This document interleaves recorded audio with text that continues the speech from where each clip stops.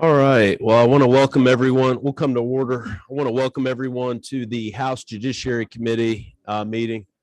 We'll go ahead and get started here. I want to invite members of the House who would like to. You're welcome to sit at the committee table, even if you're not on the committee today.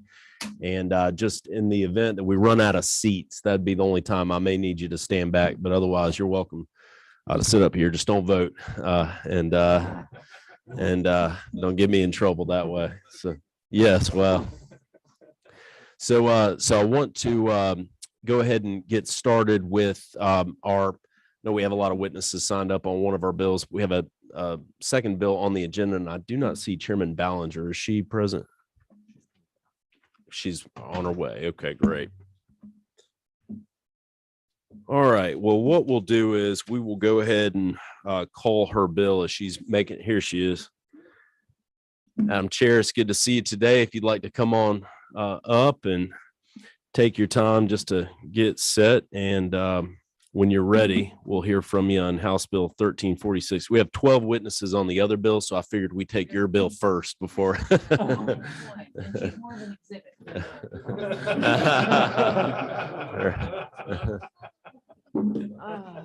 She's more of an exhibit than a witness. Get glasses out so I can actually read my bill. Okay, good to go. Okay. Well, it appears Chairman Powell, if you'd like to have a seat at the committee table, you're welcome to, just as you please. So, all right. I do apologize, Mr. Chairman. I seem to have roamed off without my copy of my bill. So if anybody has a copy, there you go. Thank you. I appreciate that, Representative.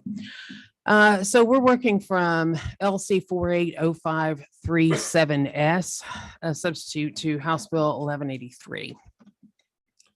Now, how this bill came about is, this is my daughter, Alex. Alex went to law school over at LSU. She got a free ride, so we forgive her for not going to Georgia. But she has decided that she would like to become a member of the JAG Corps. And unfortunately, the way the law is written at this point, she is unable to become a member of the JAG Corps. So this piece of legislation would enable her to become a member of the JAG Corps. It's a very narrowly defined, specific exception to the practice of law for clerks of Superior Court. And I would be more than happy to stand for any questions. It's a real simple bill. It's a real easy bill. And I'm happy to answer any questions, or if you have any questions for Ms. Keene.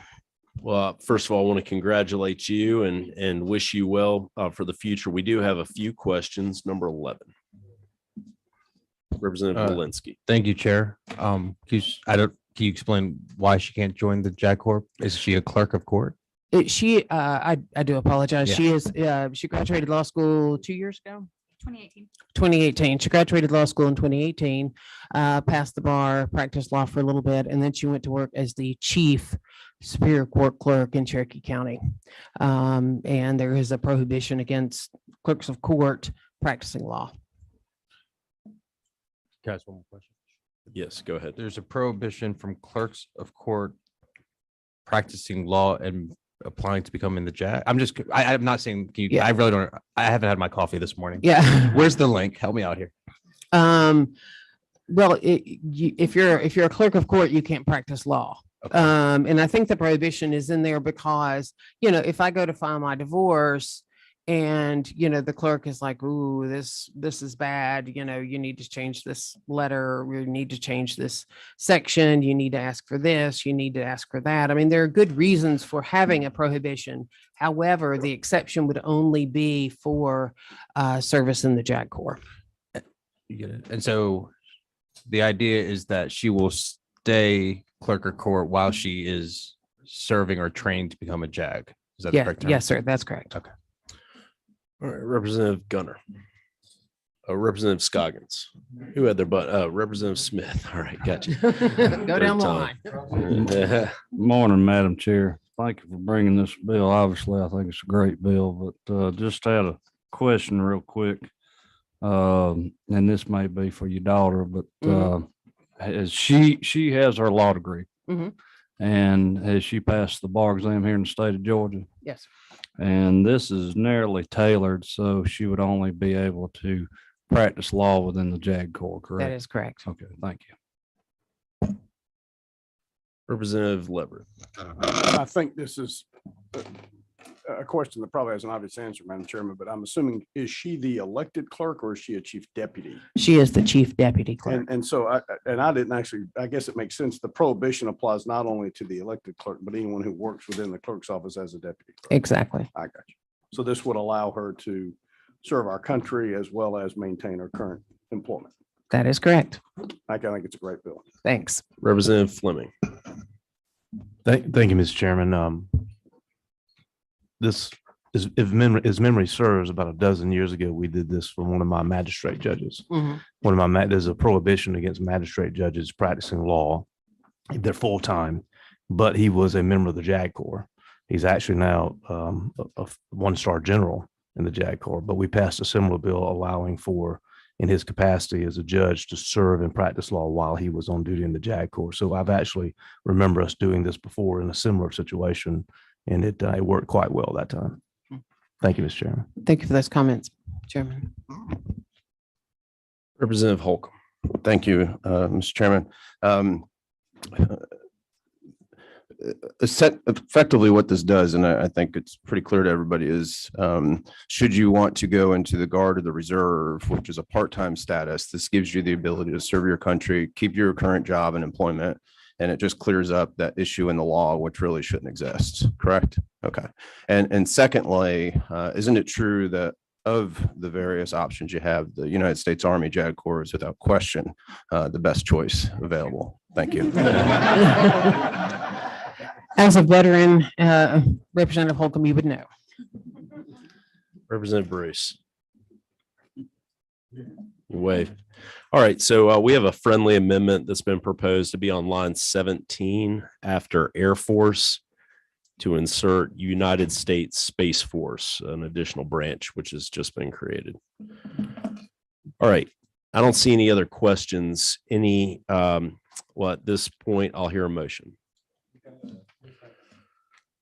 All right, just to be clear on the bill, it's House Bill 1346 LC 490705. That's the bill is introduced with be a committee substitute with well, the bill is before us now. Is there a amendment as I just outlined? All right, there's an amendment on line 17 after the first comma to insert United States Space Force, comma.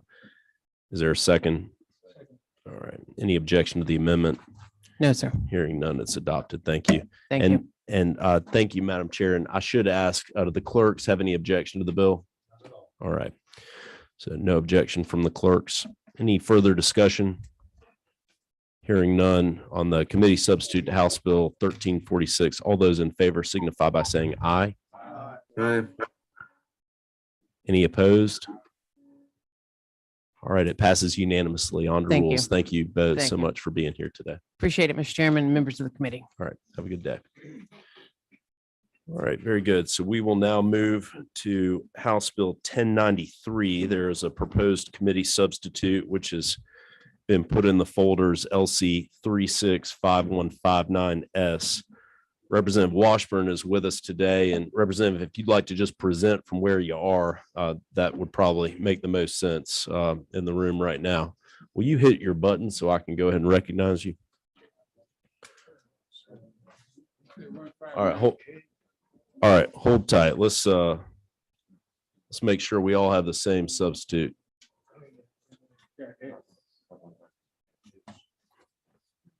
All right, so I have LC 365159S. Is that what everyone has?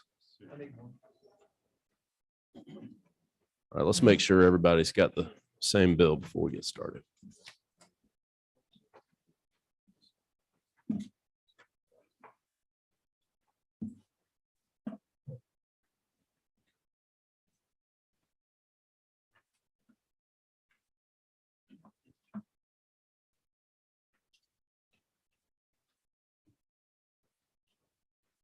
All right, does everybody have it? Good to go. All right, well, y'all can let me know if we have any issues with that. Go and recognize Representative Washburn to present the committee substitute. Thank you, Mr. Chairman, for giving me this hearing, and ladies and gentlemen of the committee, thank you for being here today. This bill, I'll make a couple of comments about the specifics of it, and then some other general comments about what it does and defense of it. Basically, it provides that it keeps local government, cities and counties from passing a zoning ordinance that would prohibit tenants or people who lease property from occupying property, specifically single-family dwellings or single-family detached housing, as we would say.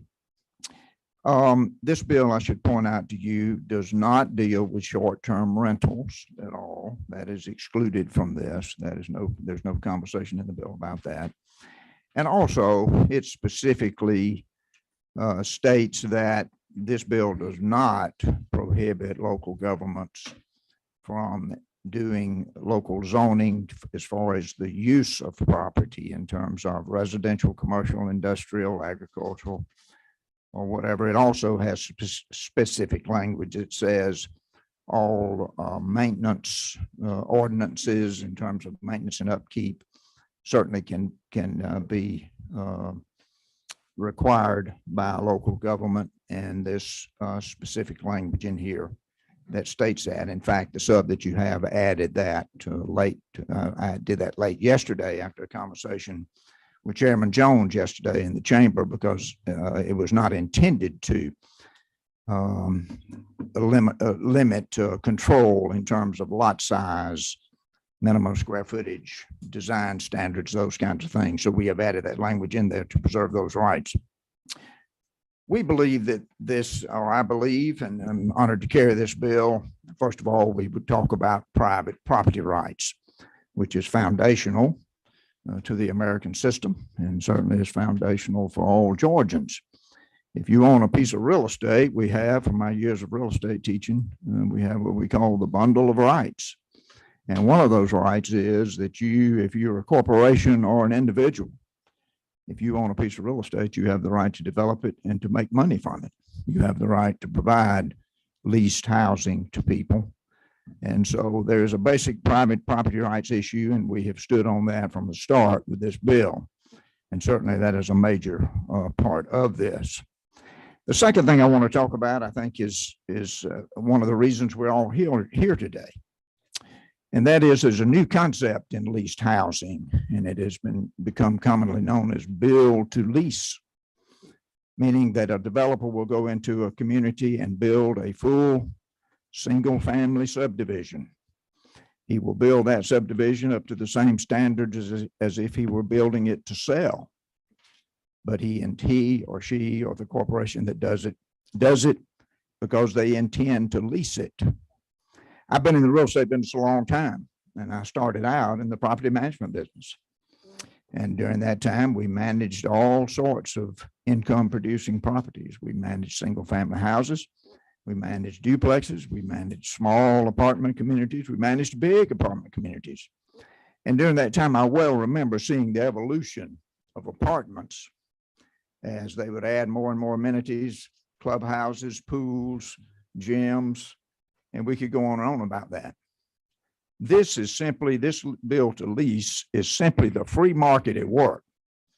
Somebody had an idea that there were a lot of people that did not lease by necessity, but lease by choice. They want to lease, especially our millennials. We find that they are not as quick to want to buy a house as has been in the past, and so they prefer to lease. Well, this idea that they might prefer to live in a single family house where they would have a yard for their children to play in, and a yard where they can have a dog if they want to in the backyard. And so this idea that if you built these communities of single family houses for the purpose of leasing them, then that would be a good idea. And I can tell you, ladies and gentlemen, it is a good idea based on the marketplace at work. I traveled over to Cayuga County a couple of weekends ago. I spent my Saturday over there because I wanted to see one of these. And I went over there, and on one side of the road, there are houses for sale, same developer. On the other side of the road, there are houses for lease. I will tell you that if it had not been for the sign that said for lease and the sign that said for sale, I would have never known the difference. On the lease side, the highest end house they had was a 5-bedroom. I toured the houses. I looked at the community. That house leases for $2,895 a month. Actually, the lease payment is higher than the mortgage payment would be across the street. The lady that I spoke with there said, our people are tenants of choice, not by necessity. And so I submit to you that these people, they pay their lease payment, some of which goes to pay property tax, which actually is more than the homeowners across the street are paying because of the lack of homestead exemption. So by their lease payments going to that developer and him paying the property tax, they are contributing to the local community relative to the property tax in terms of supporting the school and the other service delivery that's there. In addition to that, they shop in the community like anybody else. And so sales tax is created by these people. Now, this is a new concept. It is driven by the free market, and it is a very popular concept. There are people who are not tenants by necessity. They're tenants by choice. They don't need or want to buy a house at a particular time. They are at the young end, but they're also at the end where I am now. Is that people in my age range that are known commonly as empty nesters sometimes don't want to own a house anymore. They prefer to have a nice house where someone else maintains the grounds, where someone else worries about painting the exterior, where somebody else worries about putting a roof on it when the time comes. I will tell you, if you drove through that community, you would not know if they were leasing or buying. Now, build to lease is probably the reason most of our opposition is here today, but I truly do not understand that opposition. And let's get to that. The truth of the matter is, this is a fight about home rule. And my good friends are there in the back, and they are good friends, and we have had civil discussion about this. We have met more than one time to talk about it, and we just disagree about this. People of goodwill can disagree. I was a county commissioner in my home county of Jones. I was the vice chairman of the commission. And interestingly enough, I took very aggressive stands about land use planning because I felt like our tax base was eroding there at that time. We had been an agricultural county. We were making the transition to being a suburban county. And I was a very aggressive voice. I was young and brash at that time and had not read How to Win Friends and Influence People. And so I made political enemies in the process. But I recognized the need for planning and zoning in a community and for control of what goes where. But I will tell you that I believe that it is entirely appropriate for local governments to zone for use in terms of residential, commercial, investment, apartments, storage, whatever it is we're zoning for. But I think this idea that people who want to lease instead of buy should be discriminated against as a class of people is wrong. And that is why I brought this bill. And that is why I deeply, deeply believe it is good legislation. And I do not think it hurts the community. Let me point out one more time. Local governments already have, and this bill specifically states that there's no prohibition here for local governments to be able to pass zoning regulations that say lot sizes must be this big. homes built must be a certain square footage. They must be built out of certain design standards. They have the authority to say all houses that come into this county have to be all brick. So they have the opportunity to do that, but this bill says they should not have the opportunity to say, we want this area to be single-family dwellings that can be purchased only. Every one of us, there may be a rare exception in the room, but every one of us have been a tenant at some point in time. The marketplace is changing, and some people choose to lease rather than to buy. And this bill is there to protect those people as a class of people. I believe it's a good bill. And Mr. Chairman, I'd be delighted to take any questions. You have a question from Representative Walensky. Thank you, Chair. And besides Coweta County, is this successful throughout Georgia in many places? Is it going on? From what I hear, it is. I believe it is. And you will be hearing some testimony from some other people that can address that, but we think it is very popular. And so follow-up question, I guess my question would be, this year on the House floor, we've had 4 referendums for new cities. Red Gravely gave an amazing speech. I thought he was running for commissioner for one of them. But sounds like there are options, but why do we want to, if there is this availability and people can do this in places, why do we want to force certain cities or counties to not be able to limit it if it exists now? I think the question is why they want to limit citizens who are there paying more property tax and paying the same sales tax or paying the appropriate amount of sales tax when they buy goods. I think the question is, why should you say we don't want this type of occupant in this area? Now my question is, why, if it's existing and working in certain counties and cities, why do we under this want to limit cities and counties to not be able to do it if it already exists and is working and people have the choice to do that? There's a bill introduced, it's under consideration now in Cherokee County that creates a special zoning class for residential single-family housing that is proposed to be for sale only and for lease only. We don't see the need to differentiate between the two. Donna, my wife Donna, is here with me today, and as always, she makes me look better. We have a big old rescued dog named Roscoe. He weighs about 90 pounds. And I take Roscoe to walk regularly. When I walk through my neighborhood, we live in a typical single family neighborhood. I expect there are some houses in that neighborhood that are leased.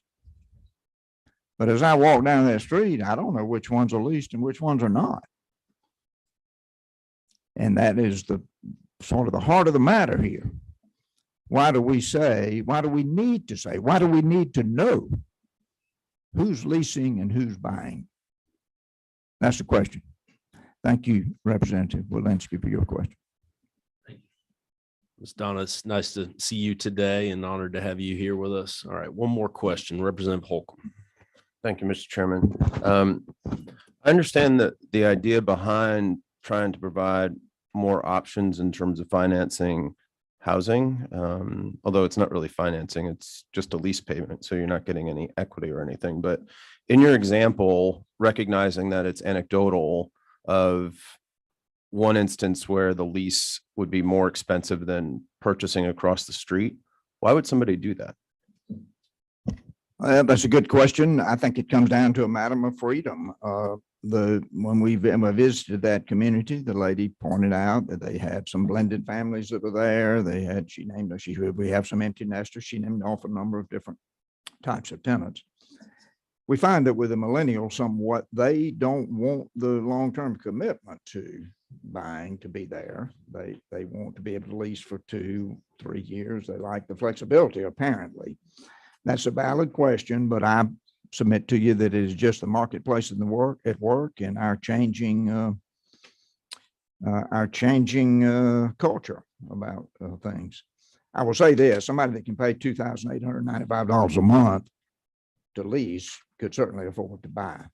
They wouldn't qualify to lease if if they're qualified to lease at that level, they could afford to buy. So it's a matter of personal choice, I think. Right. It doesn't seem to be a very smart choice, because if you stay longer than a year or so, you're going to have equity built up. I can recognize that you may not be a long-term owner, but it seems a very bad economic decision. But I'll stop there. Thanks. Well, could I respond to that? Yes, sir. Go ahead.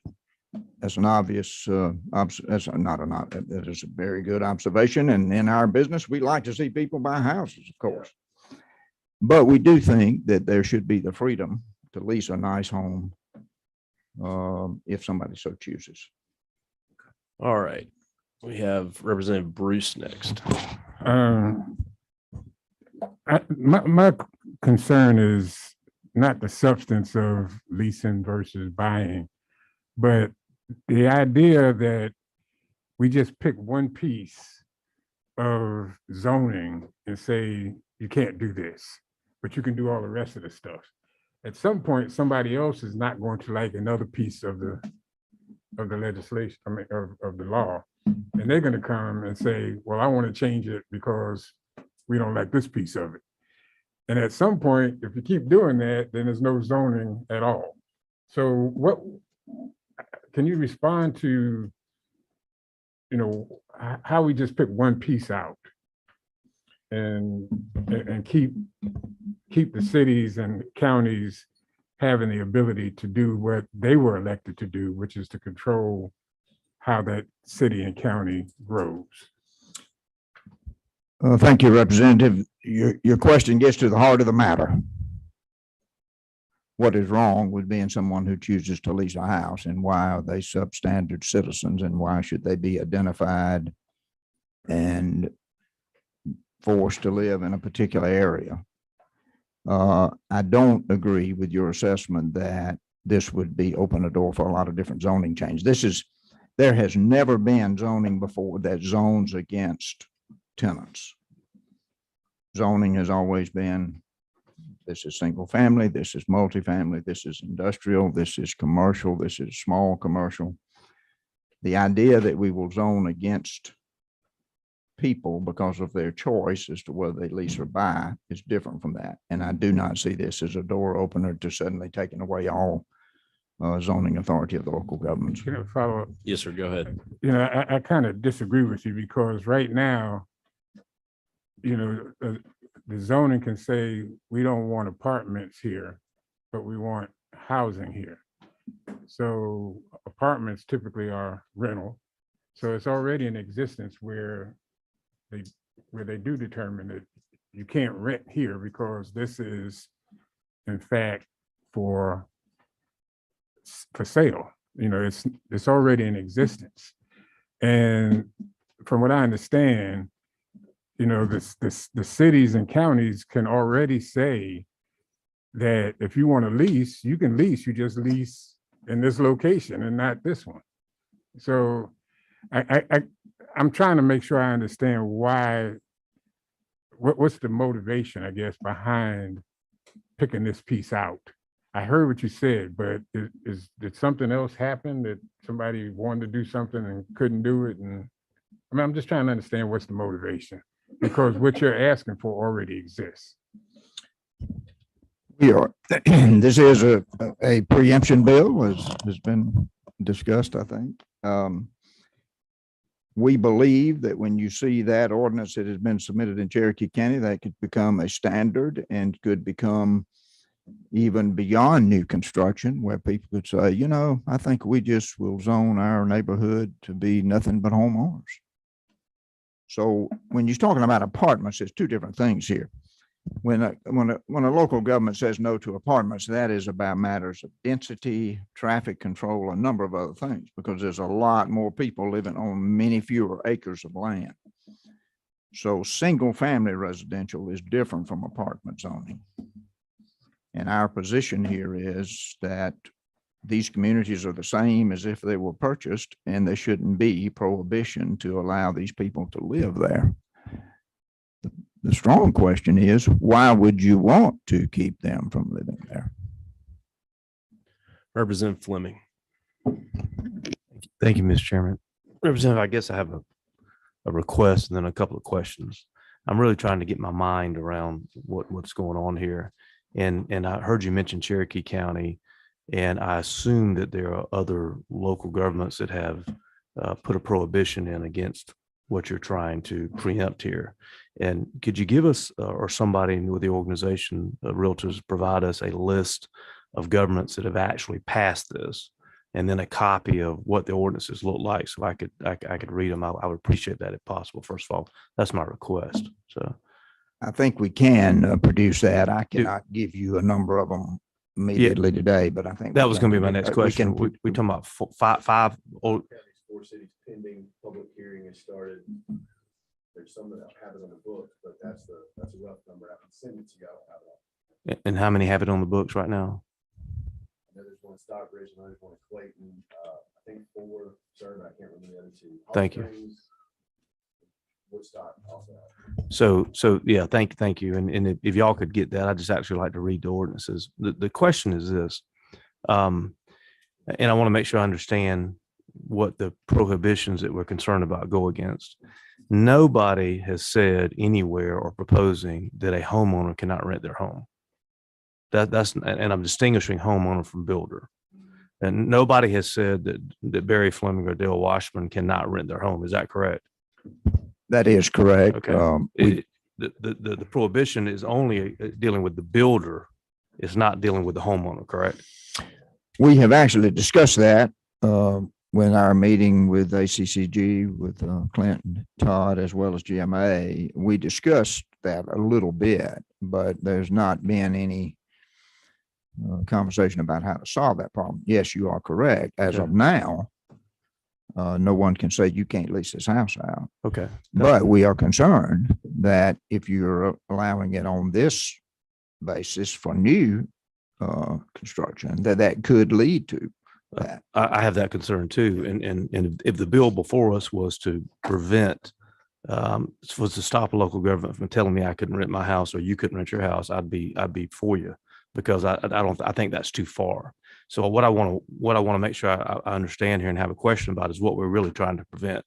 We're not worried about, at this point, it's not happening out there that any homeowner can't rent their home. What's happening is that we have regulations, proposed regulations in some instances, that are dealing with the building of homes or properties in this case, correct? I think you said I was correct on that. That is correct. And So, but we do have, of course, a statement here that says you cannot zone against, you cannot disallow someone to live somewhere simply based on whether or not they're an owner or a tenant. which goes to the builder at this point, because that's where your zoning comes in. And here's my point. We have always, and I say always, ever since I've been around and can remember, we've always had zoning regulations that dealt with the builder and buildings. Single family itself is a restriction on builders. Townhouses is a restriction on builders. Apartments is a restrictions on builders. We have always regulated the builder and what they could put there, and had much less regulations on the owner once they bought it. And so that's what I'm trying to get straight in my mind here. One, I would be very concerned about if we were telling Barry Fleming or Dale Washburn they couldn't rent their house. I don't see that as the issue here. It is simply, can we regulate the builders like we have done in the past? That's really what's going on here. And so this is what I would say to you. And this is my question, if in the past we have always regulated the builder to some extent, and that regulations go to single family, it goes to townhouses, it goes to multifamily, it goes to apartments or duplexes or whatever, is not this in that same vein that we're regulating the builder and what they can put in where? Well, I don't think so, because they have the authority right now to, somebody comes and If the question's not asked, what are you going to do with this property? Are you going to sell it or lease it? Then they have the right to say, we will require in this zone half-acre lots or acre lots. We require that you can't build anything smaller than 3,000 square feet or 2,500 square feet or 2,000 square feet. We require that there be no vinyl siding. We require that they be all brick. They have every right to zone relative to single-family construction. There's no question about that, and our bill has specifics that states that. But we do believe that why should it be a question about, is this going to be occupied by people who lease or people who buy? That's the heart and soul of this whole question. But and here, Mr. Chairman, this is what I'm. Yeah, go ahead. Follow up. So we already do that. We do that currently through regulating where townhouses can go, where apartments can go, and where duplexes can go. We already do regulate that. We already regulate basically where rental properties go. This is just a new animal, so to speak, that has come along that nobody has really seen much before. And it is the first time that I have heard of a 200 or 300 home subdivision being built with the corporation building. It says we are not going to allow anybody to buy these right now. You can only rent them.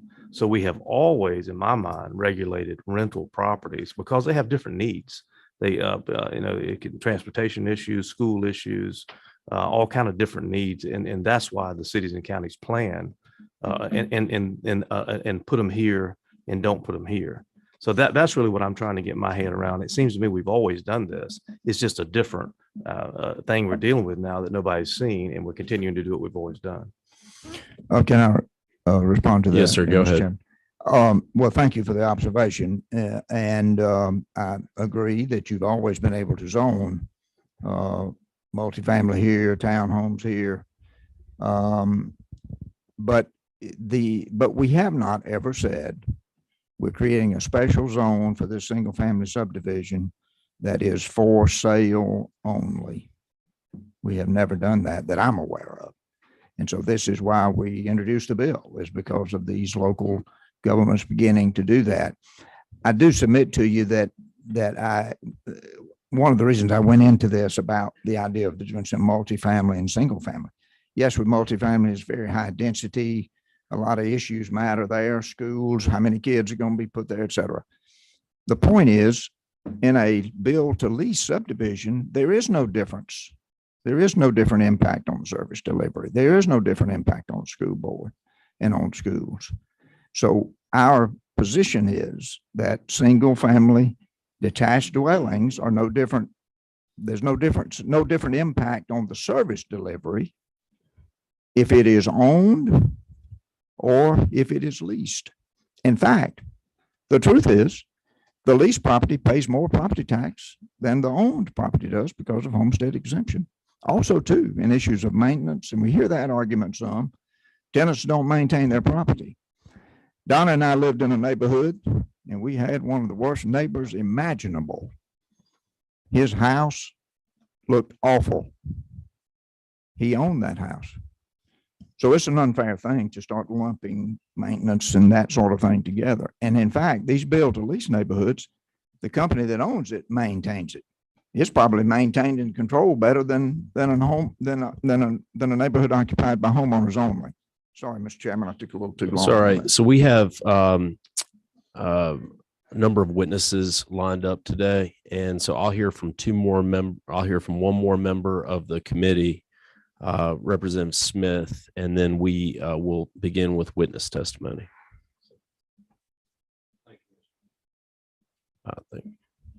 Thank you, Mr. Chairman. Representative Washburn, thank you for bringing this bill. Let me just make clear the ordinances that we've seen that have necessitated this legislation. These are ordinances that are restricting all single-family residential areas, correct? Well, the ordinance we've seen in Cherokee County would create a new zoning class that is for sale only or lease under the single family dwelling. Right. And just one more follow-up. Isn't it true that apartments and townhomes are controlled through density. That is true. And so some of the concerns that have been mentioned here are alleviated by that very fact, correct? Yes. Thank you. Representative Walensky has a follow-up question. Thank you, Chair. Just one quick question. The builder in this case has control of the maintenance and the rent price. Correct. There's nothing in this bill that requires them to maintain. There's nothing that in this bill that limits the rent price. So we have to accept the situation that we're giving the builder and trust that they're going to do this. And I'm just sorry, I'm a bit concerned about that. That's my last thing. I'll be quiet. Mr. Chairman, I'm not overcome with the motion that Representative. Just my allergies make my eye water. Representative, I would say that we specifically say that cities and governments have the right to enforce all of their maintenance and upkeep requirements on these properties. They are not, they're not restricted from doing that. The same as they would enforce those on homeowners. All right, so we had a process put out on the agenda for witnesses to sign up, and I've received a number of witness names that are on our list for today. What I would say is if you would, if you're a member of the committee and you have questions for any of the witnesses, just hit your button, but there will be an opportunity for committee discussion at the appropriate time. So if maybe you have more of a point to make as opposed to a question to ask, you can reserve that, and there will be an opportunity to make that point later. The yes, sir, Representative Bruce. Is it your intent to have a vote on this today? No, sir. It's a hearing only today on the agenda. Yeah. Okay. I sometimes don't like to highlight that because I want committee members to be present and participate, but Unfortunately, we serve on 5 committees. We got to get the other ones. I understand you're very busy. Yes, sir. So what I'll do is I will keep a clock going. If you can just get to, the information that you want to provide to us here today, that would be helpful. And do your best not to rehash what's already been covered. But we do want to hear from witnesses who are interested in the legislation. And what I'll do is I'll call 2 names at a time. So you can just be coming up to the 2 seats so that we can just keep this rolling and hear from everyone who has come to give testimony here today. So we'll begin with Brad Mock and Nakia Brooks. If you'd like to come on up here to the. All right, Mr. Mock, if you would go ahead and introduce yourself and tell us anything that you want to, that we need to hear. Thank you. I appreciate it, sir. We've got a couple realtors, and I'm obviously happy to handle it however you'd like to. I did kind of promise these guys that I would go after them. Do you mind if I defer to the end of theirs? We only brought 3. We didn't. That's no problem at all. If you just want to scoot over a chair. Yes, if Jenny Vigor would come on up, and Mr. Brooks, great to see you, my friend of many years, and we'd love to hear anything you have to tell us about the legislation. Good morning, and thanks for having us. And we're in support of this. My name is Nakia Brooks. I live in Jackson County. I own a real estate company, BKG Real Estate, with about 100 agents, and I've been in this business 17 years now. I've been blessed to sell about 1,200 houses in my career, but my career didn't start that way. I actually met Representative Estration as a law enforcement officer in Gwinnett County for many, many years. About 5 of my years I spent effecting evictions and seeing people lose their homes. When I got in the real estate business, I decided that I wanted to not have to continue putting people out of their homes. I went in and helped people who were in need through the use of short sales, and closed about 700 short sales in my career. But as a 10-year veteran of law enforcement, I have a duty to help others and be able to continue to help them grow. I went through a divorce in 2008. And as a law enforcement officer, I moved to Georgia in 94 and I lived in an apartment. And after you live in an apartment, and I had my own property when I got divorced, I didn't want to live in just another apartment. I had 2 kids. I wanted I had a patrol car with lots of firearms, and I didn't want people around me because I dealt with people all the time. But I got into real estate to continue helping people. I work with investors all the time and have sold them homes that they intend to rent to use the highest and best use of their properties through investments. And that has not been a deterrent. But you have a lot of homeowners, or rather tenants, that don't want the need to pay for maintenance, pay for those things. And I think by issuing this legislation, it helps people be able to continue the highest and best use of their property for that. All right, Ms. Vigor. Yes. I'd like to go ahead. I am Jennifer Vigor. If you would just pull the microphone towards you. Thank you. I am Jennifer Vigor, and I am a broker, owner, and property manager in Augusta, Georgia. I have also had a similar career in real estate where we have seen the ups and downs of what this housing market looks like. We've seen the good, the bad, and the ugly of it. I started my career sitting at people's kitchen tables that were out of options on selling their property. Augusta, if you're not abundantly clear, sits adjacent, specifically Columbia County, adjacent to Fort Gordon. We have done an amazing job in the state of attracting the Army Cyber Command as well as the Signal. But those service members have security clearances that are impacted when financial problems come along. So I sat at many kitchen tables counseling these homeowners who felt like they were out of options because they did not want to lose their security clearance. And they also didn't want to lose their VA home loan. These were service members that subsidized mortgage payments in order to rent the property out and maintain that. While the housing market is really good right now, and we're seeing a shortage of rentals, that has not always been the case. And there were many people that were left without options. I personally owned a home that had I not had the option to rent it out, I would have been stuck in that situation. My tenants they're industry professionals that we have worked hard to recruit and bring in these industries from all over the country. They work in the engineering, the cyber, the intelligence.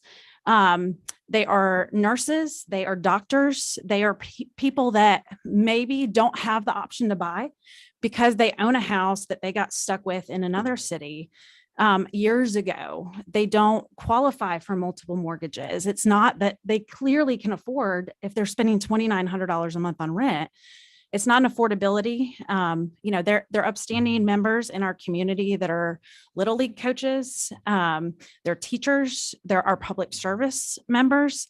And for me, I became passionate about this because of the impact that the military community has in our area.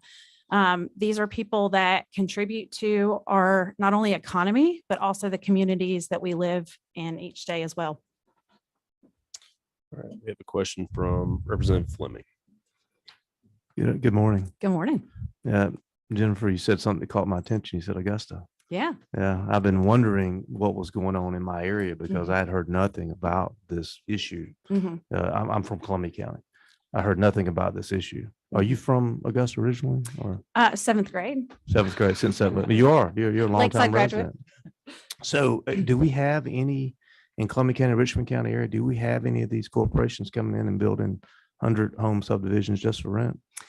Not as of yet. Okay. We do have a large number of investors in the area that are buying single family homes. And when you look at it, though, the statistics say that 90% of rental homes in Georgia are owned by you and me. Correct. They're mom and pops. They're Right. not huge corporations. Right. But when it comes down to it, you want to be able to sell your property for Right. the highest and best use. Sure. And not have a deed restriction that prohibits you from potentially renting it later on down the road because you bought it from a corporation that is in some kind of specialized zoning. So this is where my question goes, because, and this is what I was having a discussion with Representative Washburn about. I maybe I missed it, but I haven't heard anybody saying a homeowner couldn't rent their home. Is that, I hadn't heard that. Is that going on anywhere that you know of? Not that I'm aware of, but they're also not restricted from doing that right now. And is there any local government in Georgia that's restricting a homeowner from renting their home? Not yet. Well, some people behind you might tell us something different, Right.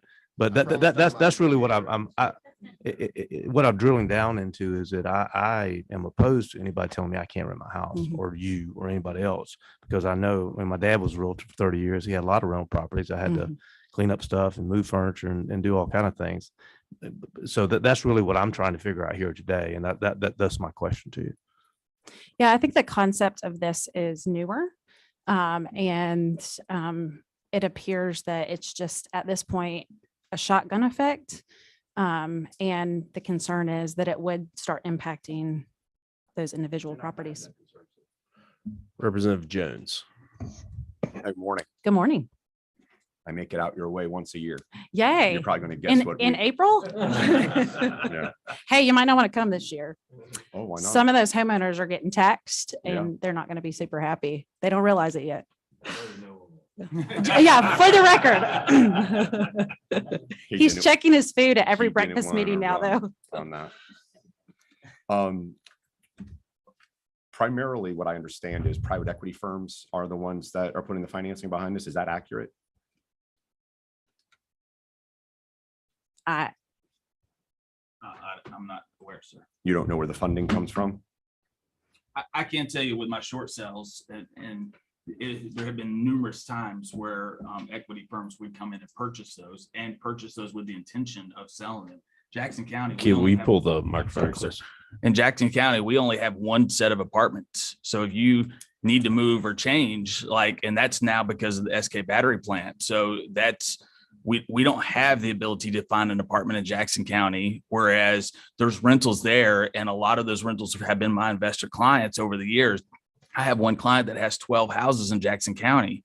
And if we change this and say, hey, when you move or you can't buy more of these because your intention is rent it because it falls in that particular district, that zoning restriction district, then you're limiting him from furthering himself. And this is a mom and pop, just like she said. But I think, it's those Jackson County where there's no other options, that there's not apartment complexes there. I apologize. I'm going to maybe make my point a little finer. There's a return profile. If you're going to build 100 houses, 200 houses, 300 houses, would you agree with that? Yes, sir. Sure. And if you think of that return profile, I'm a limited partner in a couple of private equity firms. I'm fully aware about what that profile has to look like.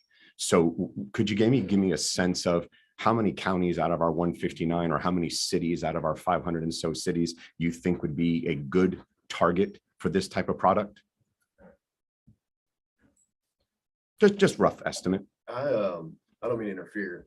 I was under the impression that my folks would have an opportunity to kind of share their time with y'all. Didn't want to use a lot of yours, and I volunteered to take all the questions and arrows, and I'm happy to do it. We don't bring members a whole lot. Sure. Other groups do. And they just don't have the financing because they aren't the financiers. Okay. But I'm I will take those questions, happy to take the same ones. I've got some answers for you. Don't want to step on y'all's time. Absolutely. Trying to help keep it moving forward, though. All right, if you reserve those questions for a later witness, Representative. Can I ask one more question, sir? Just Sure. one more. Go ahead. 30-second answer. You keep talking about affordability. Are these targeted for affordability purposes? Because you both mentioned that as a criteria. It's a simple question, yes or no? No, I mean, No. I think that when you start to look at the biggest concern is, are you restricting the property from being able to be developed within the current zoning guidelines for the highest and best use? And you talk about $28.95 a month. I don't think it's an affordability issue. Specifically in Augusta, some of the issues that we see are that there's service members that left homes behind in Texas or California or other areas, and their options for renting are not great. So this provides stability for them while they're in our area. You have a question, Representative Holcomb? I do. Thank you, Mr. Chairman. I'm just trying to understand this, and I really appreciate Representative Fleming's questions because I think you're trying to figure it out too, which is I'm a former service member. I was stationed at 3rd Infantry Division. A lot of people that I served with rented homes, or some bought homes. And then after they left, because they knew ultimately they wanted to settle in Savannah, they would then come back and hold on to it, but with different tours and everything. So what I'm driving at is, what is the state of the law? Like, can you do that or can you not do that in terms of if you have a home that you own, are you prohibited now anywhere in the state from renting your home? Because I don't think any of us have seen that. And is that what this is designed to fix? Or is it just those that own it and create new properties so then you could potentially sell it to somebody that only wants to lease it? Is there somebody that can just kind of give us the really clear? We're looking at the sponsor over here. Representative Washburn, you want to answer that question? We believe that if you start zoning like this against people with a leasehold interest, known more commonly as tenants, that it could lead to additional zoning where people are saying, well, we don't want any houses in this neighborhood leased out. We want it to be zoned for nothing but homeowners. And we do think that is an attack on private property rights to do that. This is about, and I understand, that's why I said this is a new concept, relatively new. And this idea of build to lease is a new concept. And back to Representative Jones' question about where the money comes from. Yes, there are big companies that are building these. Most small investors don't have the kind of money it takes to build 200 houses. But at the end of the day, this is about tenants, people who have a leasehold interest. And why is that a bad thing that they come into a community and occupy a high-end house and pay a lease payment and pay property taxes through that landlord and pay sales tax? So it is a new concept, and I appreciate your question. And I've been trying to see members of this committee. I've brought y'all things to read about it, and I'm willing to sit and meet and talk about it because it is a new concept.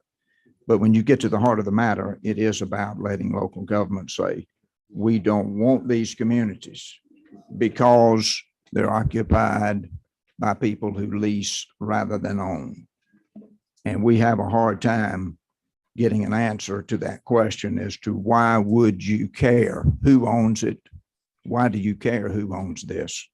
If it's maintained according to the standards of the local government, what difference does that make? And most importantly, what difference does it make if it is occupied by someone who leases it rather than owns it? And we have failed to receive a good answer to that question. Okay. We have a couple other thank you both so Thank you much very for much. being Thank you so here. much for your time. We have next two witnesses signed up are Brianne Drake and Mr. Mock, if you'd like to come on back up. Well, I apologize, guys. I think I made a mistake by deferring to the end. I was trying to help these guys be here with you, kind of share their story. Y'all hear from them, and I was going to It's volunteer. okay. You're for nearby. questions. It's all right. Yeah, So trying, we'll hear trying to from stick you. close. Yeah. One key thing that I want to point out, and my good friend Brian Drake, I know, wants to share some talking points with you guys as well from her experience in her area. There's a little bit 2 tracks going on here. I have very specific questions about, is this happening? The technical answer has to be no, because the ordinances haven't passed. They're in public hearing.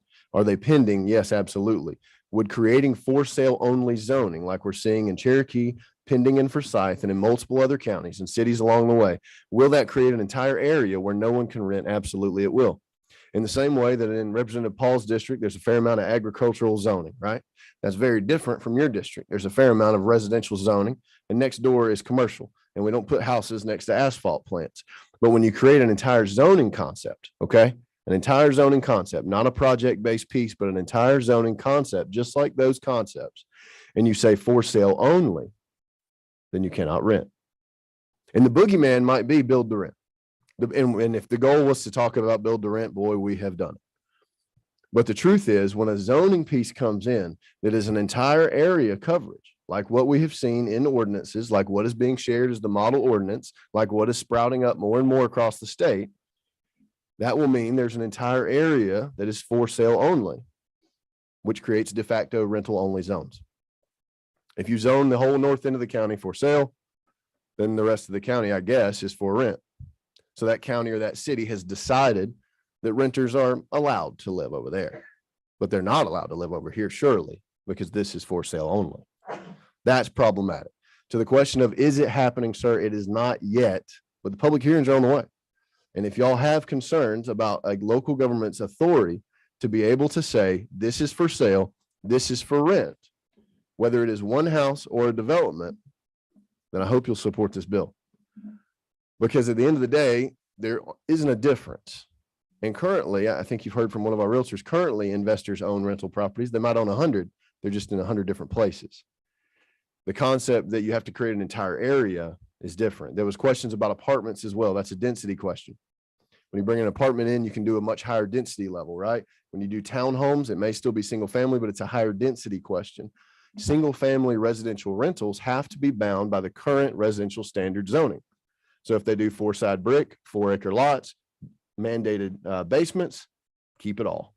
Out in Bremen, it might be 6 acres, 10 acres, right? And Gwinnett, it might be a 1/4 acre. Whatever that community is, they maintain that authority to do that throughout their housing stock. Representative Washburn's bill creates a preemption, but a razor thin version, where the only thing a county or city cannot consider is the human being living in that home. They can't say, since you're going to rent, this can't be built. And the ordinances won't be retroactive. So we get that question a lot too of, hey, well, we aren't trying to take away anybody's ability to rent the homes that are already being rented. It still presses forward the entire area for the future. When a for sale only zone is created, that entire area is blocked out from rent. Other questions could come up like, well, we're not going to use it for that. We only want to use it for a project. Well, our question, as the representative has pointed out, has continued to be to cities and counties. Do you need the authority to decide that renters live in one area of town and for sale lives in another? From a private property standpoint, our response would be no. And is it preemption? Yes. But at some point, our ask is for you to intervene. So that at the state level, you'll get into that process. So I know I kind of elongated that, but I was trying to answer as many of those questions that I heard as possible. So the technical answer of, is it happening? No. Is it about to happen? Absolutely. It could be in a few weeks because public hearings happen real fast. We can share those ordinances with you. I should have brought a copy. We can send them to you. I know it's hearing only. Happy to share the list of where they are, the current ordinances that are being passed as the model. We can give you all that information. But at the end of the day, when I asked a very direct question of GMA and ACCG of, do you need the authority to be able to ban rentals in an entire area, whether they're build to rent neighborhoods or not, the answer was yes. I sat with a representative when we asked the question. We went around the room. From our standpoint, for private property rights, for a lot of reasons, we don't believe that that is a necessary zoning power. Keep the rest of them. Build them however you want to build them. Just don't ban humans that need to rent. Ms. Drake, if you'd like to introduce yourself and then tell us anything that you want to say to us today. Hi, my name is Brianne Drake, and thank you so much for allowing us the opportunity to speak today. I've been a realtor for almost 24 years, and I've had the opportunity to represent and to assist homeowners that have been relocated. I have homeowners that decided to sell, and some homeowners decided to lease as opposed to selling. In the mindset of leasing their properties, some of them had the thought of returning to their homes after they retire, but at least they had a choice. They had a choice to sell or to rent. They were not restricted.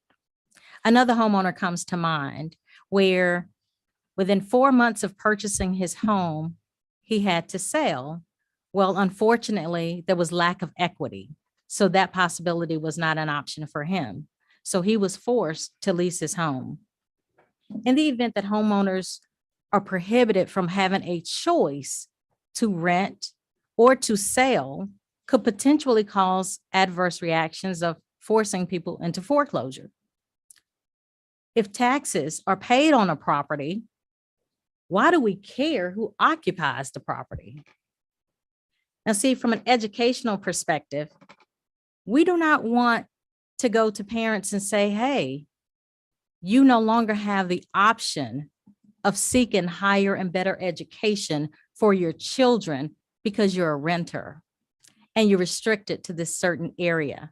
Why are we considering implementing something that would force renters into certain areas and restricting them from living in others. Is this really what we want for families? Are we trying to penalize them, stigmatize them because of their current situation, whether voluntary or not? And would this create some form of segregation and isolation? And then it brings me to the mindset of that horrible word that we're all familiar with, redlining. So for me, people, human beings should not be zoned. And because of this reason, I'm coming forth asking you to support House Bill 1093. Thank you so much for your time. All right, thank you. Both have a few questions. We'll go around the table here. First, Representative Walensky. Thank y'all for testifying today. Just if a builder comes in, buys a whole neighborhood and chooses to rent out the whole neighborhood, isn't that redlining in a sense that they're creating a whole neighborhood just to rent? Isn't that If a builder buys so we're talking the existence an of minor- existing neighborhood. It's like, let's say No, it's phase 2. No, I'm saying right? the point of this bill is to allow a company, a corporation to buy a whole neighborhood and choose to rent the whole thing. Well, they're pretty much choosing to do the opposite of what a city county may. I mean, it seems to be that they're deciding what that neighborhood's going to be, just like a city or a county would. So I don't. I think there's a I don't see missing, the I think there's a differentiation. gap in the premise. You said the purpose of the bill is for a builder to come in and be able to buy a neighborhood. And I don't believe that is the case. I think the purpose of the Build bill, a neighborhood. either way, I don't think it's about builders. The purpose is that there are Okay. current ordinances that will be creating entire zoning statutes, the same way there's an ag zoning and a residential zoning. It'll be creating an entire zone of for sale only, whether it's a neighborhood or single family, right? So the ask in the bill, in my opinion, is to stop that from happening because there's not a need to separate folks that are for sale and folks that choose to rent. As far as a market concept, when a builder comes in or when a corporation comes in and buys an existing home and they put a renter in it, the big difference there is there's no public notice. They don't hang a letter on that door that says renters live here. But when we create for sale zoning and we create de facto rental zones, then everybody in that city or county knows if you live on the west side of the tracks, you're a renter. And if you live on the east side of the tracks, you're a homeowner. Okay. And when you have and I guess it goes back to some of the density questions with apartments. I know that's a different deal. That's a follow-up question. Representative Walensky has a follow-up question. Yeah, Go I'm ahead, just sir. confused because all of the testimony I've heard so far is allowing a corporation to come in and buy a whole thing and create a neighborhood to rent. Would that be possible? Is that the question? Absolutely. That's not the purpose of this bill.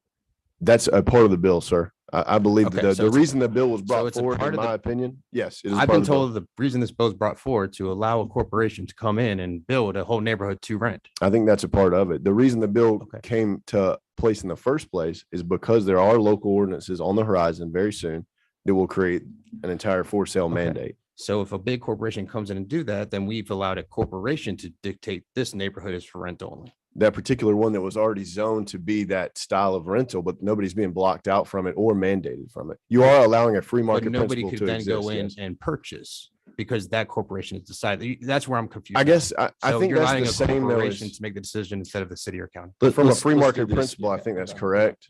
Sorry. No, I'm good. I think from a free market principle, absolutely, but that's not any different than saying, I own my house and I don't want to rent it or I do want to rent it. But since I own it, I can, or a corporation owns the other ones. If your question is the free market able to determine it? Yes. No, my All right, let's concern do is- this. All Let's right, do I'm done, this. sure. All right. No, it's okay. I think an exchange is important. Folks are trying to legitimately figure out the issue here, and there's nothing wrong with that at all. I think that's good. I think probably what would just be, maybe I'm so used to a court reporter taking down what you say. I have a problem with people talking over each other. So if you would just ask your question and then give an opportunity for the witness to answer it. And if the witness would try to not speak over the questioner, then I think we'll just have a much more clean process and everybody can understand. You say you have one more follow-up. Is that right? Yeah. Go ahead. Yeah, I'll just say that's my concern is there's no limit in this bill on the size of any neighborhood. There's no limit on rent. There's no limit on maintenance. And we're allowing big corporations to come in and do something that we're trying, in a sense, in the opposite to preclude a city or county doing when we've elected we just created 4 referendums for new cities, then we elect these people to do that. So that's just my concern. And Okay, so it's a comment. All right, Representative Fleming. Thank you, Mr. Chairman. My question goes back to the same thing that I was asking about earlier, and I appreciate your comments. If we're here today trying to pass a bill to say that to keep me from renting my house, to stop local government keeping me from my house, I'm with you. I don't want me or Dale, we ought to be able to rent our houses. One of your proponents in the audience actually sent me the proposed Cherokee ordinance, and I had a chance to read it here. And here's the definition of what they're going to prevent. This is what for rent means. Dwellings constructed with the express purpose and intent of offering to the general public for lease and not intended for sale. That restriction only goes to the corporation that's going to build 300 or 400 houses for rent. It does not go to the individual and keep me from renting once I buy. Now, am I wrong? It does not, can I ask a question back? Oh, I sure, guess, 'cause yeah. I'm not sure, I'm but you seriously know the trying to zoning understand. law a little better than I do, sir. Would that stop me from building one house that I intended to rent? I don't think it would, because it's zoned single family, and you and I can build that house. And unless they zone it to prevent this, it's not going to. So, but if they do zone an area for sale only, then I would not be able to build one house in it to rent it. And I would have to know immediately upon building it if I ever intended to rent it. I think that is correct. That would be, I think that is correct. But my understanding, the problem here is not that they're zoning single family areas where traditional single family homes and telling someone they can't rent it once they buy it or move away 2 years later. What's being prevented here is the corporation from coming in and building 300 homes and then and saying it's just for rent. We're not going to sell to anybody. I guess I can only speak to my experience with that particular attorney that brought the Cherokee ordinance forward. When we were on a call with him, I asked the question of, will this zoning preclude rentals in general beyond build to rent? And the answer I was given was yes. Well, it doesn't stop someone from buying the house and later renting it, as I read it. It only stops someone from coming in and saying our intent is to rent all these homes and not sell them. But I guess when I asked the question about when would I need to know my intent for the future, whether I'm building 1 or 50, the response from the attorney that put When it the together zoning occurs, because after the zoning is done, you can do what you want to do. I That's the understand what answer. you're saying. I guess my question would be, that would mean that if I bought in a for sale zoning, I would need to know that I don't ever intend to rent. No, Excuse me, if I built in a for sale zoning, I would What- need to know that I don't intend to rent that home. Once the house is built and purchased, you can do with it what you want to, as I read this. It's when you come in and say, I intend to rent 200 houses here and not sell any. That's where the zoning issue, they're not going to rezone it for that. I can only say that I this think is I what I'm like trying to your figure out. interpretation better than the attorney that wrote it that I talked to. When I asked Okay. those questions, It's a sir, fair and question. Representative Washburn, I think I'm recollecting that correct, but I asked some pretty specific questions to make sure we understood it. The gentleman that brought that ordinance forward in Cherokee, and that we'll be bringing it forward in Forsyth, explained that it's a zoning and that it applies, period. If they intend to stop me or Dale from renting our house, I don't think they've done it by what they're proposing. All right. I don't see any other questions. Thank you both so much. Thank you, Chairman. And thank you for letting us bring a couple folks in. I appreciate your patience, everybody, and thanks for your time. Absolutely. We have Thank 2 you. other proponents, Jay Bice and Bob Ott. If you'd like to come up.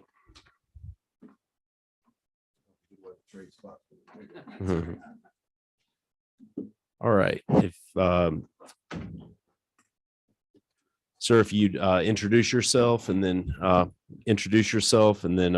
we'll hear any testimony that you have to share with us. Sure. Thank you, Mr. Chairman. I think they would prefer that I go first. And with your permission, I have a letter that I'd like to Sure. hand Would out. you just say your name and your My name position? is Bob Ott. And you're a former county commissioner. Yes, sir. All right. I can introduce you as well. All right. So, well, and you can say former, that's why there's a smile on my face. Because I voluntarily retired and enjoying life. I'm also a former Air Force officer and I was supporting the Army. Also a former school teacher. As you mentioned, I'm former county commissioner for Cobb County, District 2, had the honor of serving the residents up there for 12 years. And for the members of the committee not familiar, District 2 is the home to Truist Park and the Braves Stadium and 5,000 new residential units. Representative Fleming And Representative Holcomb, in answer to your question, and I had a lot of experience with rental units, with the units that we approved. And the way you get to where you don't want to be is that if a zoning is put in place or a stipulation or condition that says for sale only, doesn't matter who the property owner is, if it's a corporation and they go and decide to sell the individual homes, corporation decides we're going to move out of this neighborhood, we're going to sell the homes. Those homeowners cannot rent because the county or the jurisdiction has said it's for sale only. If what I'm saying is the way that these can be used as stipulations or zoning conditions, if that's put in place when the corporation comes in and gets the property approved, it is now for sale only until the individual homeowner has to come back to the county or the city to get that zoning category changed or that stipulation removed that says for sale only. And an example, we had many multifamily units that came in, and one of the requirements that we put in place was that they be built to the Georgia condominium standards so that they could potentially be sold at a later date. And so these homes that are being built, and you're going to hear about the homes, are being built to the same standards as homes that are being bought. And so the problem is with a zoning restriction, and it doesn't have to be a zoning category, it can be a stipulation, because the zoning stipulation carries the same force as county code. If that's put in place on an entire neighborhood, nobody can rent. Even if you own, you buy the home, you own it individually, it cannot be rented unless you now have to spend the money, file a zoning application to remove a zoning stipulation to be able to rent your home. That's not fair to an individual homeowner to have to go through that. Individual property owner rights say if you own the property, you should be able to do what you want. And so I just wanted to kind of answer that's what can happen. One of the bigger issues that we saw up in Cobb because of the different development is the price of the homes. And you've heard about military veterans. I have many veteran friends who own houses in the various different places they were based. And for various reasons, market conditions, whatever, they can't sell them. So they don't qualify for another loan. They don't want to have to buy a home every time they get base, while they're serving their country. And so they can afford rent. They may not be able to have the money for a down payment. One of the issues we've had in Cobb, and it kind of forced us to issue patrol vehicles to all the police officers. They can't afford to live in Cobb, firefighters, police officers, school teachers. So they cannot build that bond. We talked about community policing and, having our public safety folks get to know the people that they're protecting. They can't do that if they live in another county. And so what's happening with this bill that's being proposed is it's making that a developer can't come in or a corporation can't come in and develop a community that these local public safety teachers, medical technicians, things like that, they can't live there. So one of the things that we tried to do in Cobb was to talk to the developers about having a certain percentage of the units for those type of folks.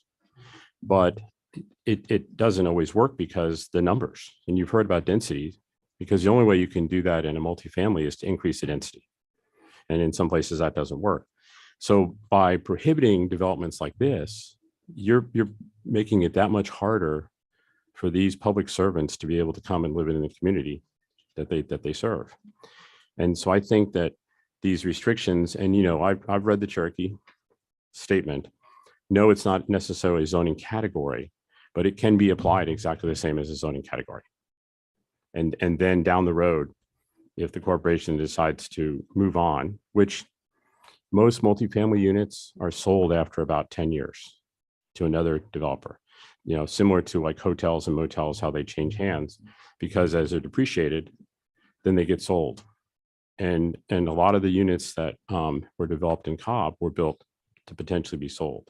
And I think it would be a huge burden on the very folks that we're trying to get live in the community to prohibit developments of rental neighborhoods.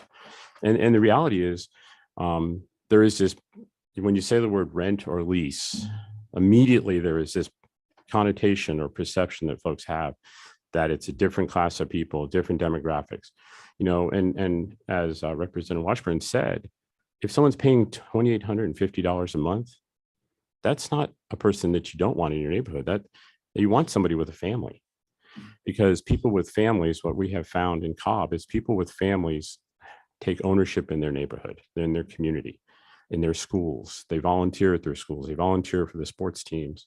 You know, they become involved in the community. And it doesn't matter whether they rent or whether they own, they're still a part of the community. And to prohibit the folks that are teachers and firefighters and police officers from living in the county just because they can't rent, I think would be a mistake. All right. So if you'd like to pull the microphone towards you, sir, and introduce yourself, we'll hear anything you have to say. Great. Thank you very much. My name is Jay Bice. I'm a lifelong Georgian with many generations living in the state and serving as farmers, teachers, bankers, and legislators, just like y'all. So I'm extremely honored to sit in front of all of you today, and I really appreciate the time.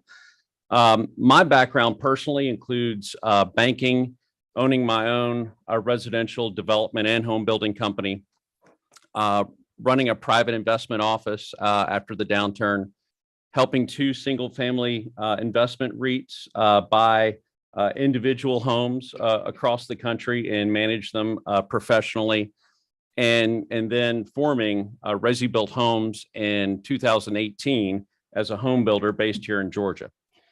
We now employ from our home building company and our property management company over 200 people here in the city of Atlanta, and indirectly we employ well over 1,000 vendors and subcontractors in the homes that we build. Our first homes at Resi Built were actually on lots that were actually developed in the mid-2000s.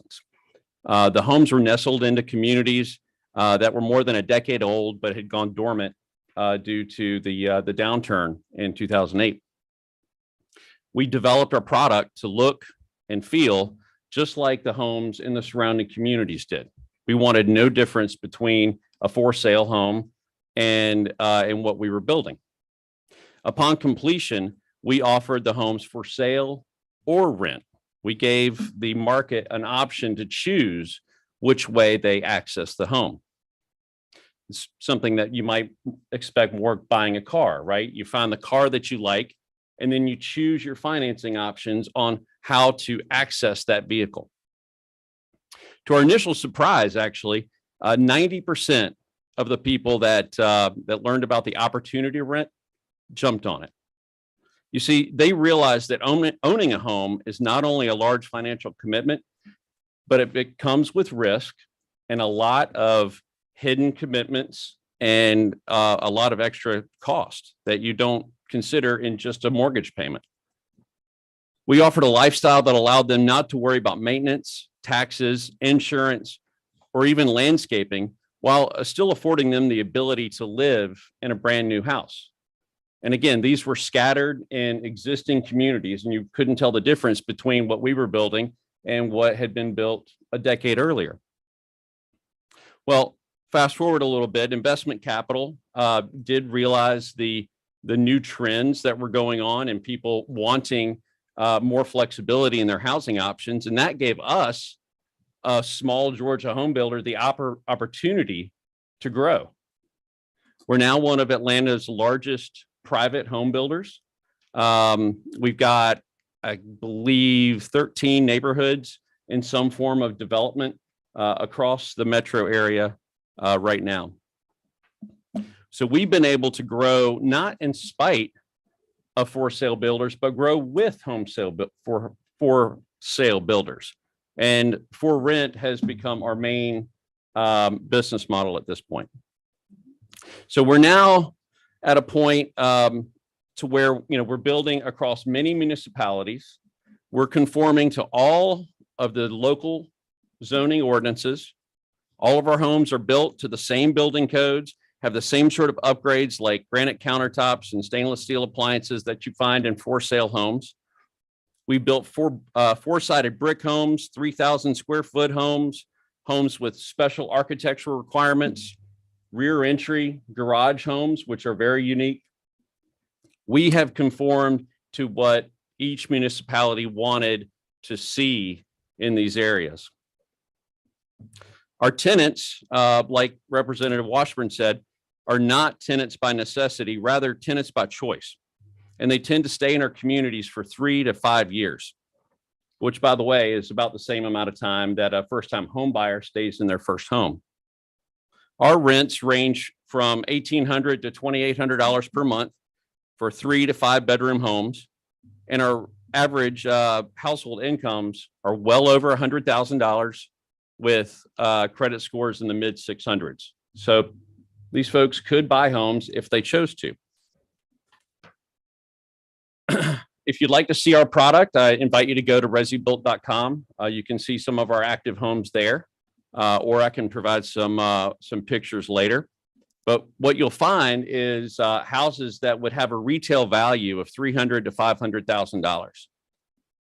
So our residents are able to access these quality homes without taking big financial risk or saving large sums of money for the down payment to attain them. Even better, as a professional property manager, we ensure the homes stay maintained and secure. First, all of our tenants go through thorough criminal background checks, which is something that does not happen if you're buying a home. So we are watching closely who comes into our home. We're checking and verifying their income. And we're also routinely inspecting the homes, the yards, and the communities to make sure that everything stays in good condition. In effect, we are the code enforcement arm that municipalities often fail to fund. We then pay property taxes, as Representative Washburn said, at a much higher rate than homeowners do, and we pay on time. We carry the property insurance to protect from loss. We invest the long-term dollars into the communities rather than moving on like a standard home builder would. And yet, we are seeing in a lot of counties, a whole lot of counties, especially around the metro area, new talk about regulation. And it is coming in varying forms of regulation. And I'll give you a couple of quick examples. Clayton County has a note that is now required on their final plats that said the builder cannot retain ownership in any of the homes. Let that sink in for a second. So if I'm a builder, whether I'm a big company or a small company, if I build the home, I'm not allowed to retain that home. I think inherently there's a flaw in that methodology. There are many moratoriums around the city right now to quote unquote consider limitation on build to rent. And this legislation in Cherokee County seems to be taking the lead in what everyone wants to mimic and copy. What Cherokee has done is said no subdivision shall have the intent of more than 10% rental. Well, the problem with that is houses have a 60, 80, 100-year life cycle. Frankly, I don't know what the intent is going to be in 50 years. I don't know what it's going to be in 100 years. It will likely jump from rental to ownership to rental to ownership several times. And that is what the free market should be deciding. And we fear that the investment dollars that we are investing in around this city are going to begin to be very limited with this new type of legislation. Now, we do primarily for rent homes, but if I'm in front of a county commissioner trying to get a zoning, he's going to say, I know you build rental homes. I'm not going to allow this. Well, we do both. So who's to say, and by the way, who's to say I can't change my mind, right? If the housing market slows down, which we saw in 2008, do you want home builders dumping product? Or do you want them filling it and continuing to finish out their subdivision? We don't want to repeat of 2008. We have a few questions for you if you'd like to take some questions. Sure. We'll start with Chairman Rich. Thank you. I've heard a couple of different positions. I've heard that these communities are good because they are going to allow our police and our firefighters to live in these communities they serve. Then I hear that the rents are extremely high, $2,850 a month. So which is it and how does that comport? Sure. It's a very good question. And it depends on circumstance, right? For us to build new homes in the market today, with land cost and labor cost and materials cost, it's very hard for us to build at certain square footage and provide, rents below, let's say $1,800 or $2,000 a month. In other areas, it's higher, more like $2,800 a month, largely based on size of home and land cost. Where it really becomes more affordable is the existing housing stock. So we also own a lot of what we call individual rental assets, which we go in and we buy worn out or worn down homes. We do full renovations and then we rent them out. Those normally have lower entry levels. Okay, so definitely definitely actually. Let's let Chairman Rich ask a follow-up question. Yeah, in Georgia, we have a housing shortage, and I think you were kind of alluding to that when you were talking about the costs. And there's a shortage nationwide, but particularly I'm concerned here with Georgia.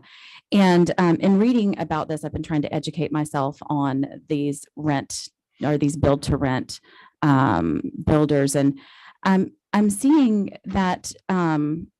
I read an article in Forbes, which I have open right now, and I'm kind of scrolling through, that these builders have a lot of money and they're coming in. There's a shortage of land that's suitable to build single family homes. And they are actually driving the cost of that land up. And some of our, let me finish my question. Some of our smaller home builders who build to sell the homes are being crowded out. And consequently, first-time home buyers are being crowded out. And where these communities have gone in, we have seen that first-time home builders are being priced out of the market and they're being stuck in these rental communities that are being built. And rent, because there is a housing shortage, has been going up 7 to 10% a year, which is making it difficult for them. But making it even worse is with these types of builders and communities, your rents are going up. They're outpacing the rents of the individual mom and pop who might own their house and rent it out. So that is my concern, is that you're actually doing more harm to the people that on the front end, you're saying that you're trying to help. No, I appreciate your comments. And, land prices are absolutely going up. There is no doubt about that. But the reality is that it's an open market, and the for sale home builders are also paying more for that land, just like we are. We do not have the capital to dominate a market, nor does any builder.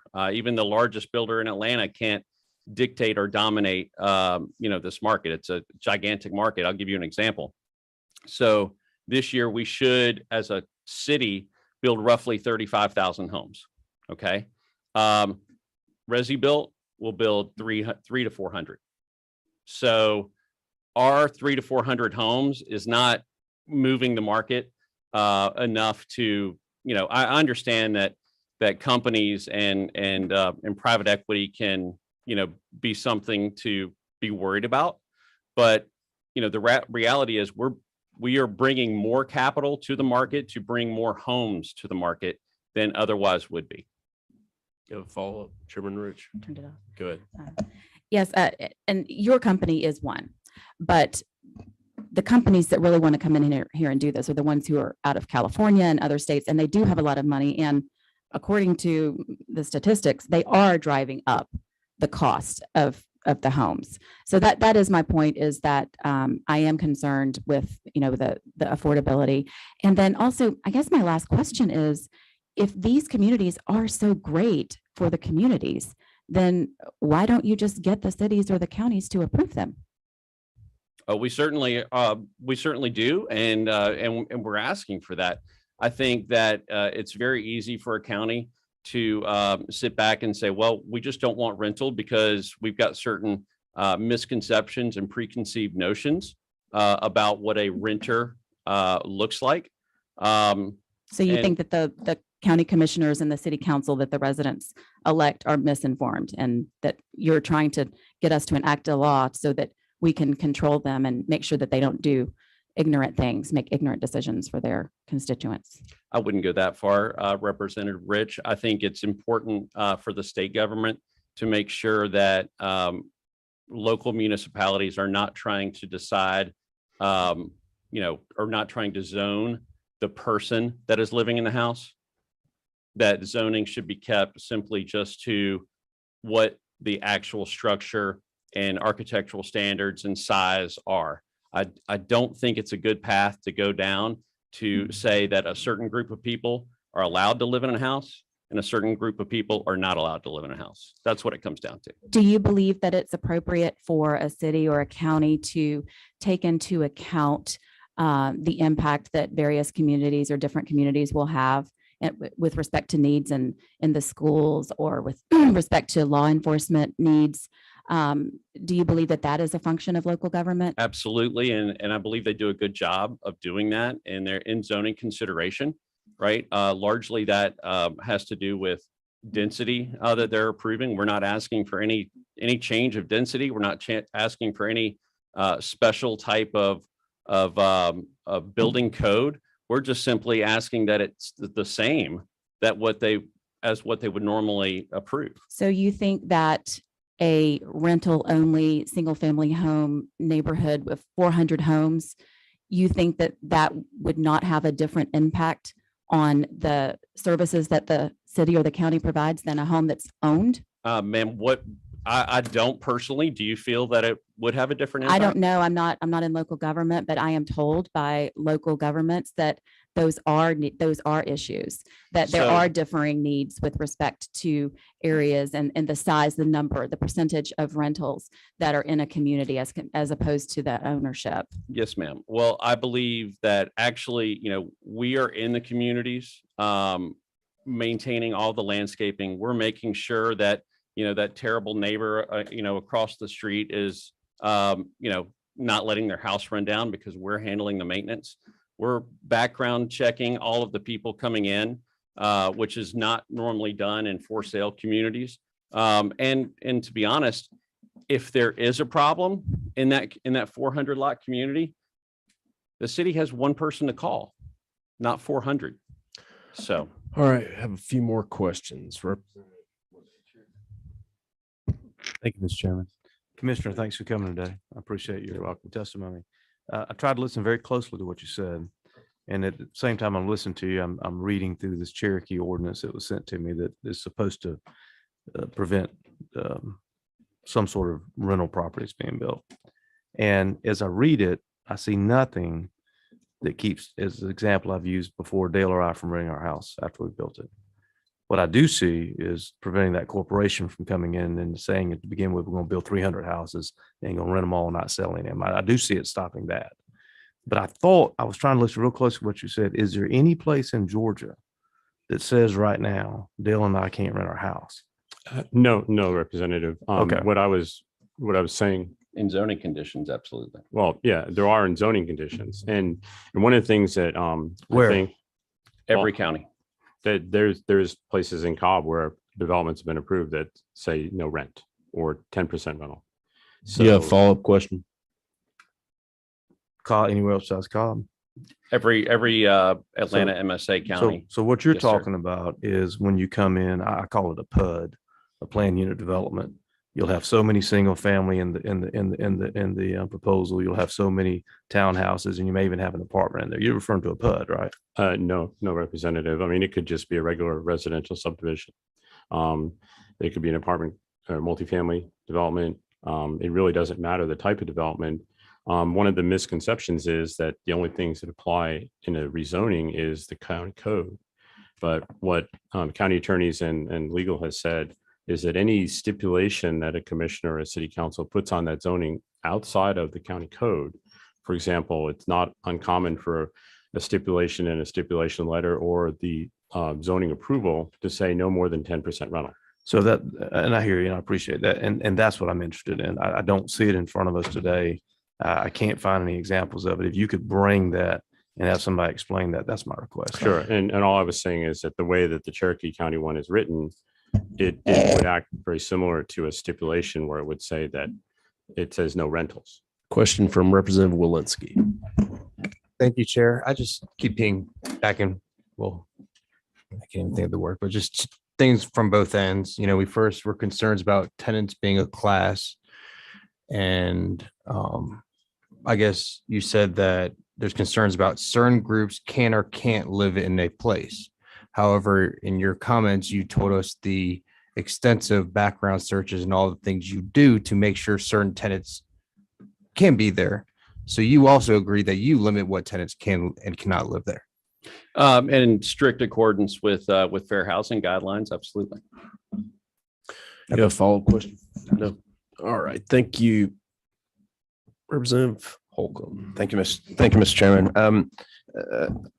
In terms of the economic side of it, in one of the statements that you made was, I think along the lines of affordability, that individuals who can't currently afford could afford with this. I'm having trouble understanding that because it seems like the rates that are being charged, granted they're just an example, are more expensive than what a 30-year mortgage would be with zero down payment. And then they don't have equity. And so if the people that we're talking about, we want to be long-term inhabitants of the community, having them in rental properties, I get the choice and all that, and people make bad money decisions, but just what I'm trying to figure out is just, does this make sense for people as an economic option? Because if they're 3 to 5 years, which you stated is your average term, they would have some equity if they had a home instead. And I'm not getting into, you know, whether it's a smart choice or not, but just trying to understand the affordability, because it doesn't seem like it's more affordable than buying. Is that true or untrue? Well, one of the things that we saw in Cobb, and just to your point, because of the issue we talked about with fire and police and teachers, was that, and this is a role that the county commissioners have, and it's not being taken away by this bill. Many times I would talk to a developer and say, you know, hey, look, I want to have some affordable units in here. You know, and the numbers that you're hearing, the $2,850 a month, that's not every single situation. That, I think that point is being made to show that these are quality products. Yeah. But what an individual commissioner, city council has the ability to do is to work with a developer to get a certain percentage or a certain number of units that might not have that same level of rent. And the way that can be worked out is either a few more units in the development, or just when working with the developer and saying, you know, hey, look, I want a certain number of units because, you know, although property owners have the right to develop, you know, property, the county commissions and the city councils have the right to say yes or no. And a lot of times the things that I would put in place would be either, you know, hey, look, I'm looking for a certain number of affordable units, or to your point, Chair, is that if I had certain schools that were close to being overcrowded, well, in a particular multifamily unit, I may not be willing to approve 3-bedroom units or 2-bedroom units, because historically that showed me that if you have a 3-bedroom unit, they're going to have families with kids. And so if we don't allow 3-bedroom units in certain developments, then you don't overburden the schools. And so there's a lot of authority that county commissions and city councils have to work with a developer. You know, I think some of the numbers you're hearing are just to kind of point out the quality of the product, but the county commissions and city councils have the ability now to work with a developer to get a type of product that addresses affordability, but also the quality of the product. Yeah, That answer your question. All Can right. I make one comment? I think his question's been answered. Representative Leverett has a question. Thank you, Mr. Chairman. Thank you, gentlemen, for coming here today to testify before Judy. All the other representatives in the House don't like coming in here, and we appreciate y'all taking up that now.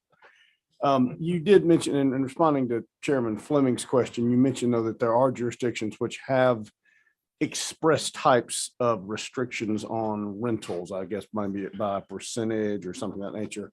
I just wanted to follow up a little bit on that. What kind of restrictions are those? And it sounds like you're saying it's largely in the metro area, but what are they, and at what point in the process do they get applied, and what are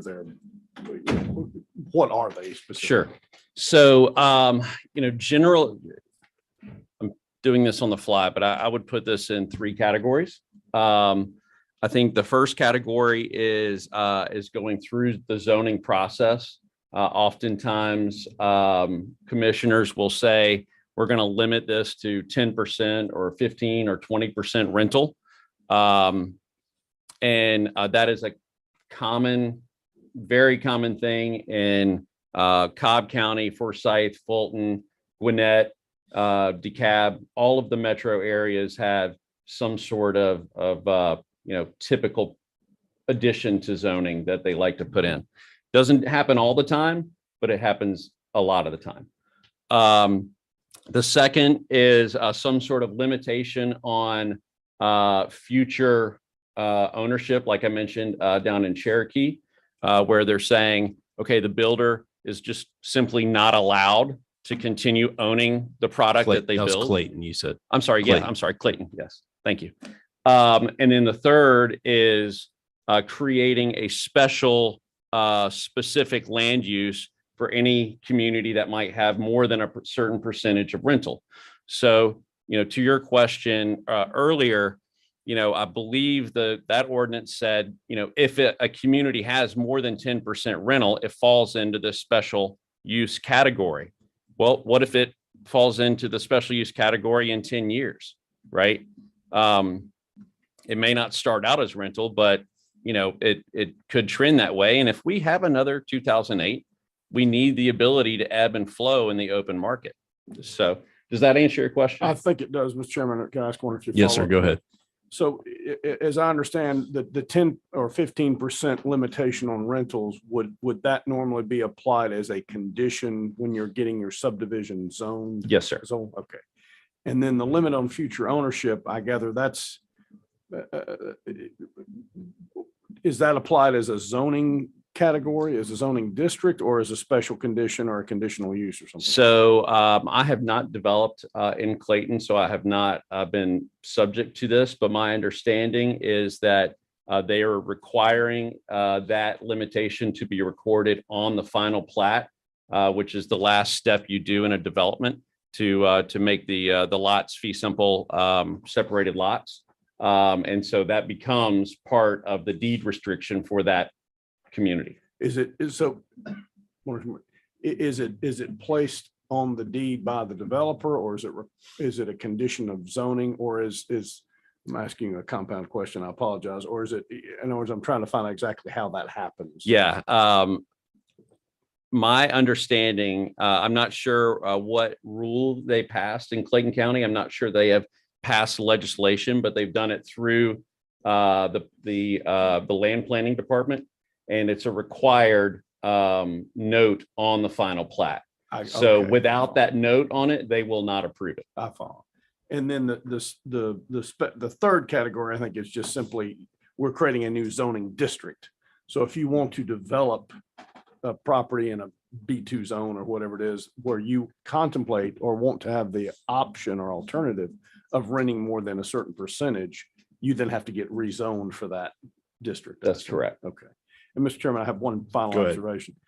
The most shocking thing that I have heard today, and which I approach with the highest degree of incredulity, is that Dale Washburn, a man of inestimable bearing and class, once was young and brash. I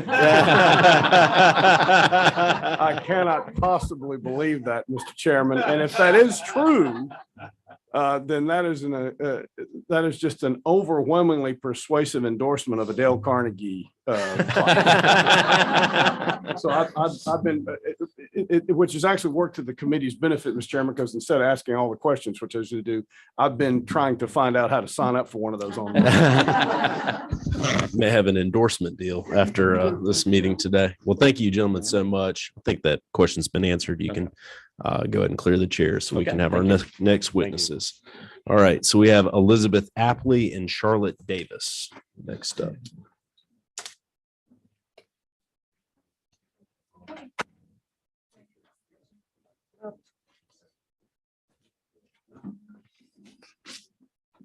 Do you want to go first? You go ahead, Ms. Apley. Okay. Mr. Chairman, members of the committee, thank you for the opportunity to be here. My name is Elizabeth Apley. I'm an attorney and I'm speaking to you today on behalf of Enterprise Community Partners, Georgia Advancing Communities Together, Presbyterians for Better Georgia, and 9 to 5 Georgia. These groups work in different ways to increase access to housing affordability in Georgia, to reduce homelessness and support economic development, to help all Georgians achieve healthy, decent, stable, and affordable housing. They work in their communities to provide resources to develop and strengthen the goals already provided for under Georgia law.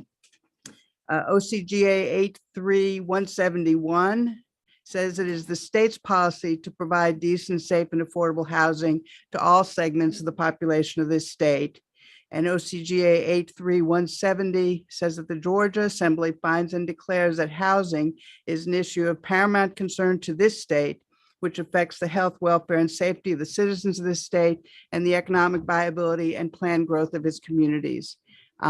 We know that there are more than 40,000 homeless school children in Georgia today.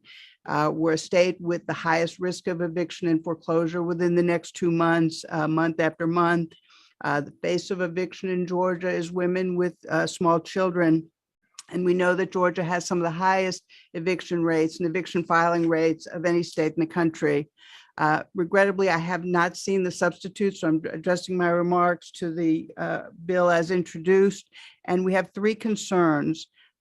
We read it as the original bill as being written so broadly as to prevent a local jurisdiction from regulating the landlord-tenant relationship in any way. I'm looking at the language that defines restriction as any permit, condition, fee, or other limitation on a dwelling imposed because the use is subject to a residential rental agreement, and prohibiting local governmental entities from enacting or enforcing any restrictions on land or dwelling that are or are anticipated to be subject to a residential rental agreement. So we're particularly concerned about the inability then to regulate results in housing that endanger the health and safety of tenants or their families. We know that the relationship between housing and health is well established. Both physical and emotional health are impacted for adults and children.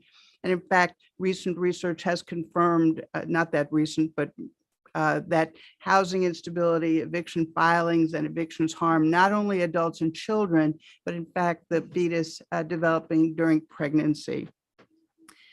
Housing is a key social determinant of health.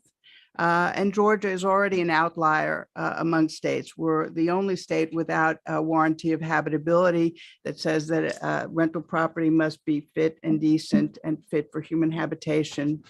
So our concern is that House Bill 1093, perhaps unintentionally, would prolong or worsen the lack of tenant protections that already exist in Georgia by tying the hands of local jurisdictions and their ability to respond to local needs and challenges in their communities. In fact, it's preemption laws that are already on the books in Georgia that have contributed to the lack of tenant protections in this state. So the research, and Chairman Rich has touched on this, so I just want to underscore that my research also indicates that private equity firms and other large institutional investors, real estate investment trusts who build and own these properties are known to be harsh landlords with above market, steeply rising rents, increases, and predatory fees, reduced security, amenities, and maintenance, and aggressive eviction policies that seek to replace tenants with those able to pay more. And these practices are often hidden from accountability behind ownership structures that are difficult, if not impossible, for tenants to discern. So I'm going to shorten my remarks.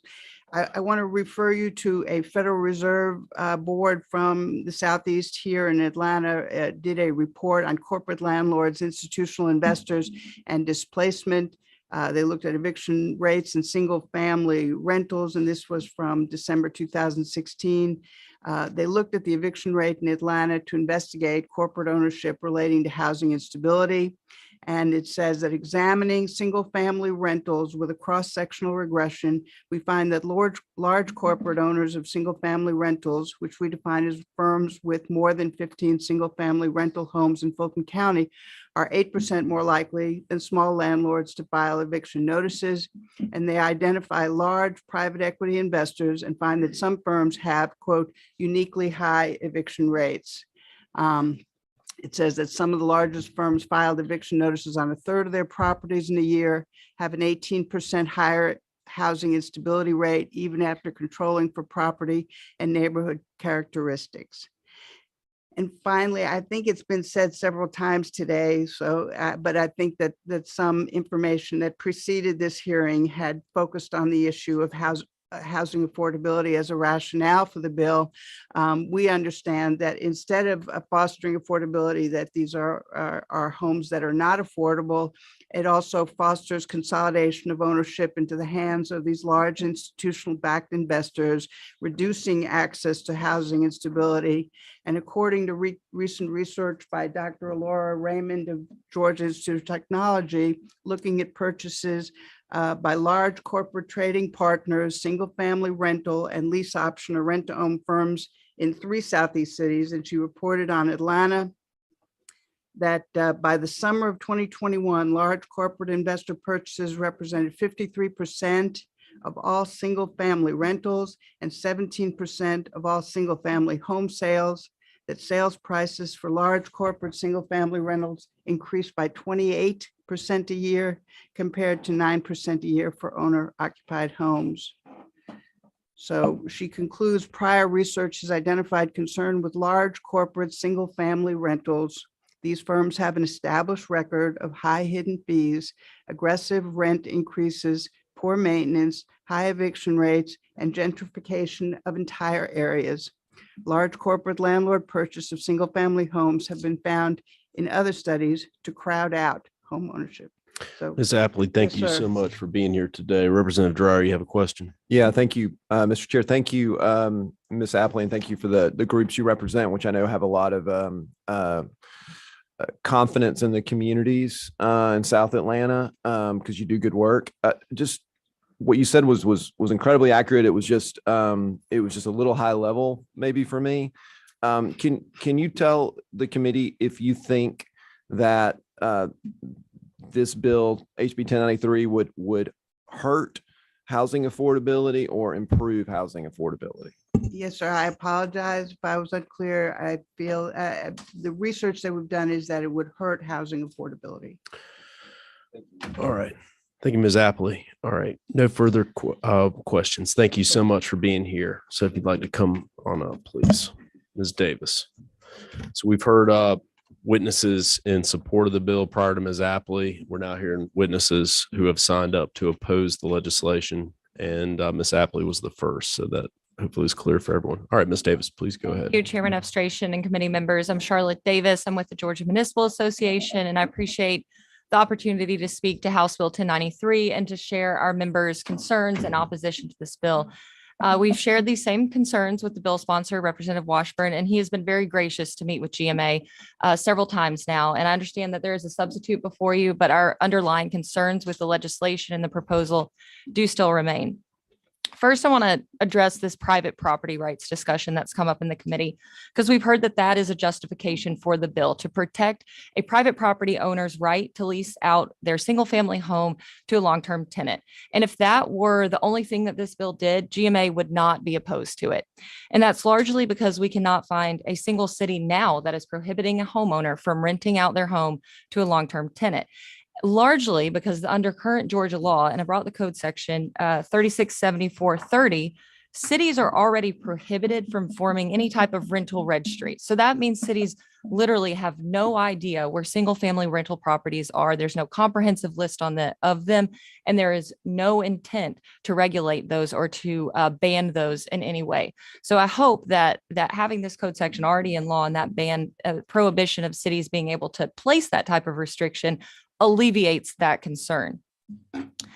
The real concern, though, that we continue to hear from mayors and from our council members is that this bill does preempt a local city or local government from addressing newly developed corporate rental subdivisions, which we've spent time talking about already. And it's not just through a zoning power, it's through any regulation, restriction, or condition. And the definition of restriction in the bill before you is very broad. It ranges from anything of issuing permits, certificates of occupancy, conditional use permits, all the way to a rezoning, which is a core local government function. And the bill is aimed at allowing access for these corporate rental build-to-rent subdivisions that vary greatly in their price. They vary greatly in the quality, the management, and also the tenant protections. GMA does not have an opinion on rental subdivisions one way or the other. We believe, though, that it's a decision for the local city council and mayors to make because it is such a core function of land use, housing, particularly with the housing crisis that's happening throughout Georgia. I do want to address this question for a minute, though, of why do cities need to know where the renters are? Because that's been posed several times.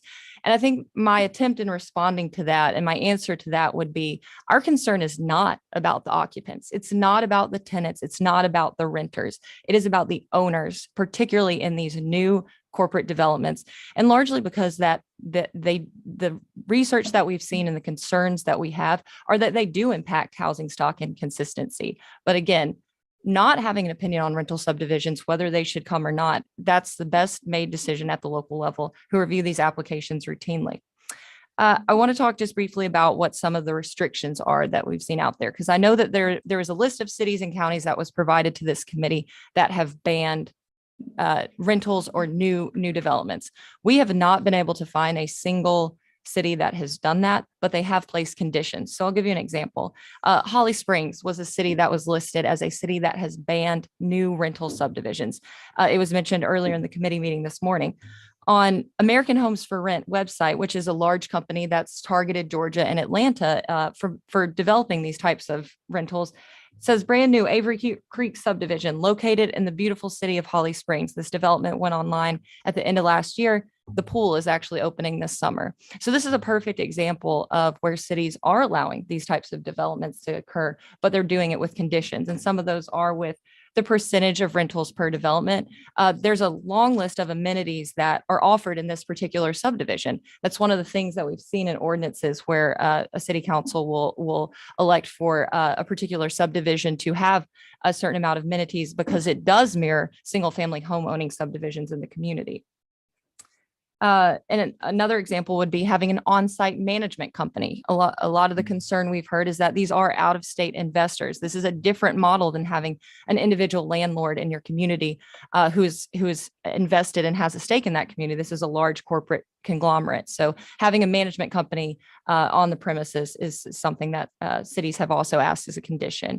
Mr. Chairman, that concludes my comments. I'll be happy to take any questions either now or after the mayor speak.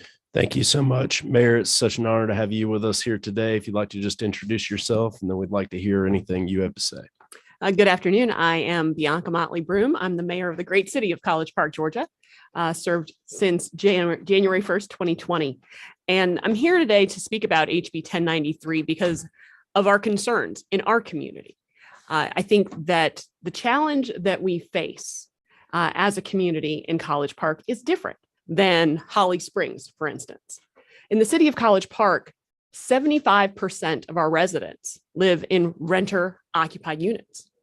We have a strong interest in promoting home ownership in the city of College Park.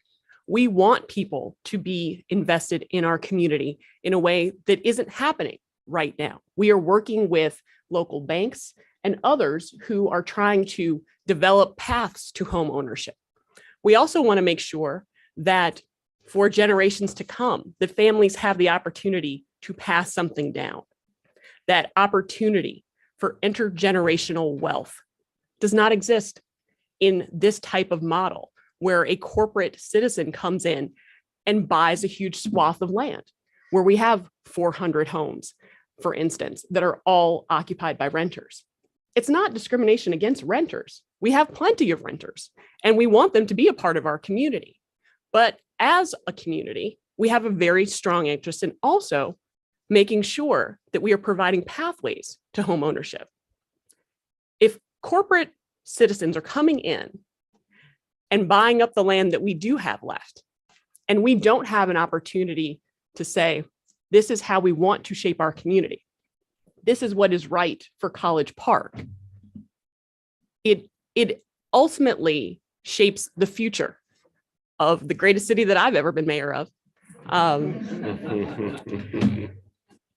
So the build to rent model, we've heard a lot about housing affordability, but as of the third quarter of 2021, nearly 43% of all home sales in Metro Atlanta were acquired by investors, the single highest rate of investor activity in the single family market of any major market in the United States.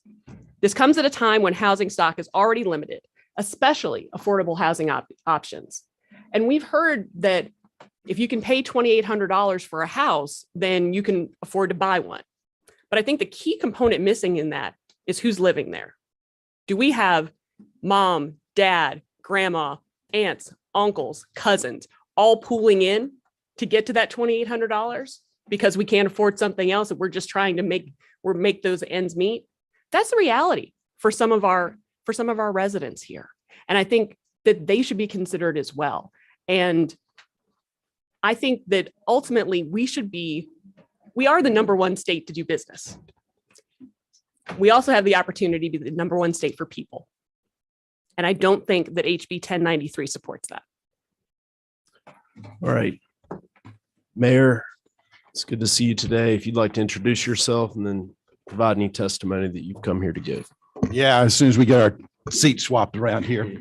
I want to thank the committee for giving us an opportunity. I want to thank my friend Representative Washburn for caring about housing because it's important. It's the biggest challenge that we face in local government. And I am not opposed to build a lease. It can be a very effective tool in helping us meet the housing needs of our citizens. But just like Mayor Broom, 65% of the housing in Sandy Springs is rental. So we don't have a shortage of rental. What we have is a shortage of middle-class housing that families can afford to buy. And if you really want to help us with housing, give us the tools and the incentives to help do that. We worked 2 years in Sandy Springs to get some single-family housing that could be afforded by people who lived in our northern end neighborhood where we have a large number of apartments. 67 townhomes were going in. We had 67 Georgia families ready to be able to buy their very first house. And halfway through the construction process, a big hedge fund from out of state came in and bought all 67 of them. And now they're rentals. The biggest challenge we have, the Wall Street Journal reported last week, the biggest housing crisis we have is housing that is affordable to middle-class families. The National Realtors Association on February the 7th released a report saying that the biggest challenge in housing is in middle-class housing that's affordable to buy. We're working hard to create that. Why do we care about home ownership? Mayor Broom touched on it. Equity. It's housing and property ownership has been the source of family wealth creation since the Pilgrims arrived in Massachusetts in the 1620s. Owning your own property. My grandparents, my grandfather he probably never made $4,000 a year in his life, but they owned a house. My other grandparents, maybe $7,000 or $8,000 a year. They own their house. The most my dad ever made in his life in a year, $25,000, owned his house. He used that to educate his family, to start a business, to provide the nest egg for his retirement, and to leave a little, and when they had to go into assisted living, rather than putting the financial burden on us, he had that equity in his house to be able to cushion. If you have a medical emergency, you can use the equity in your house to cushion the blow. That's why we're trying to promote home ownership. And the challenge we have is when these big investors come in, they're crowding out those 67 people who worked and scrimped and saved to be able to get the down payment for those houses, and whew, it disappeared. We have a limited amount of land in our communities to do that. Give us the tools. Rent to lease is an important tool that we can use, but don't tie our hands. Don't take away our ability to manage at the local level the kind of housing that's crucial to our residents. So help us. Don't impede us. Let us go to work. We're trying our best out there to fulfill Mayor Deutsch, who's back there from Dunwoody, and I are on the local leadership housing action committee. That's a group of mayors and county commissioners who are working to develop housing options for the region, because affordable housing is a regional challenge. But don't tie our hands by not giving us the ability to manage this process at the local level. And that's all we're asking, is just don't tip the scales. It's tough enough to be able to get housing for young families. You talked about millennials not wanting to buy a house. I got 5 of them. Now, I bought my first house when I was 21. They're all early 30s, and they've been living in rental apartments and now they're buying their houses. They are buying houses. They want access to that. We want them to have what our parents and our grandparents and their grandparents all had, the ability to own a home. And if we do this bill and we're not allowed to manage this process at the local level, we are crowding out the next generation of Americans, and they will not have the opportunity to get their share, their piece of the American dream. All right, Representative Smith has a question. Yes, thank you for coming, Dave. It was interesting. You mentioned the Pilgrim. Seems like that led to Native Americans being pushed out of the property that was within their control. And then here in the state of Georgia, we didn't like the Cherokee and the Creek living with us, so we just relocated them to Oklahoma through the Trail of Tears. So just want to point that out real quick. Let me ask you this, though, to be more pointed. Sorry, the Cherokee coming out in me a little bit there. If a home or many homes meet every requirement laid out within the local residential zoning ordinances, then why does it matter that the citizens living there pay rent instead of a mortgage? It doesn't matter, not in the individual situation. But what matters is getting a healthy mix. And the problem is when what happened to us, a large hedge fund come in, buy 67 units that we'd worked 2 years to be able to qualify for home ownership. And then that crowds out those people who've spent their time and energy saving and scrimping to get that down payment. And then poof, overnight, that opportunity evaporates. That's what causes me concern. Wouldn't you agree, though, that this is more about access to housing? And I guess to be pointed in another question, why aren't citizens that pay rent allowed to have the same access to the same housing that other citizens enjoy? We don't. As I say, build to lease can be a very effective tool. I hope we have the opportunity to build some of it. What I don't want, though, is to tip the scales in favor of corporate owners. I'll give you a perfect example. Yesterday, a large corporate buyer came in and bought an apartment complex in our community. They bought it for $1.5 million. And I'm not against them making money. I'm in favor of that. But what happened was they paid $271,000 a unit for apartments that were selling 8 years ago for $94,000. What's happening to the rent? And I'm not trying to regulate them to one way or another, good for them. But we as policymakers have to set priorities. And what's important is, are we the state that puts value on our families? Are we going to tip the scale to major corporate buyers who come in and scarf up all this property and all these housing at the expense of our families? And that's the policy question you have to answer. That's what you're here to decide, is who are we going to favor in this process? Big hedge funds, out-of-state corporate, or the families in this state, in this community, who are working their fingers to the bone to be able to finally afford a house? Representative Holcomb. Thank you, Mr. Chairman. I think that you all have clarified the issue that's been dancing around all morning, which is, and I want to just make sure that it is crystal clear, which is that we're not talking about an individual homeowner who may be sent overseas for a job assignment or something like that. And this isn't about renting one's own home. It's really just about the builder in new development, correct? Yeah, to some extent, that's true. It's also about having a healthy mix of housing in your community. Representative Washburn's correct. There are going to be people who never want to buy a house, and that's fine. But what I'm concerned about is the people who want that opportunity and these large corporate buyers coming in and crowding them out so that that opportunity is lost to them. We need to be able to use all these tools to be able to get the right mix of housing that our community really needs to have. And that's what the issue is for me. Got it. And on my end, may I? Yes, Okay. please, go ahead. On my end, I'm deeply concerned about these out-of-state corporations coming in with little to no investment in our community. I say all the time, we are building the community that we deserve. And that is a community that cares about the 13,930 people as of the 2020 census that live in the city of College Park. And a corporate conglomerate from California doesn't have that same level of investment. And so it might be right for another community, and that's fine.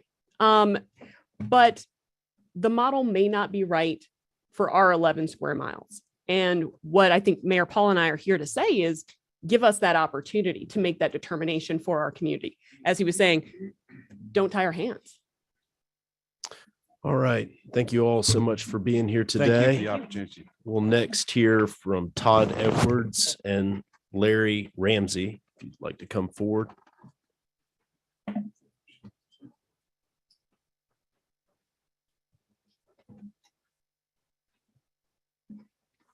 All right, if you'll just introduce yourself and then go ahead and provide any testimony you want to give today. Thank you, Mr. Chairman, members of the committee. I'm Todd Edwards, Deputy Legislative Director with the Association of County Commissioners of Georgia. Beside me is Larry Ramsey's my name, Todd.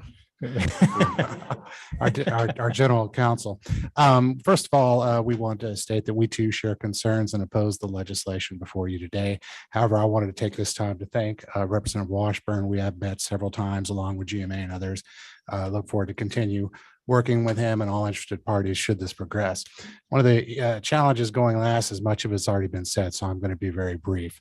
There's questions asked earlier about ACCG's position. We have absolutely no opposition or concerns with property owners renting out their individual properties or leasing them out. We don't know of any counties that are doing this. The question was asked earlier about Cobb, and I believe the gentleman expressed it correctly. When a new subdivision is coming in, they do ask that only 10% of those houses be for rent, but they don't enforce this. Through my understanding, they built it into the covenants, and that's for homeowners associations to enforce. A lot of rental high demand. We understand that in Georgia. This has led to the new industry we're seeing in front of us, these build to rent subdivisions. We're just now tackling it. Our members are. There are counties that were listed as having banned them.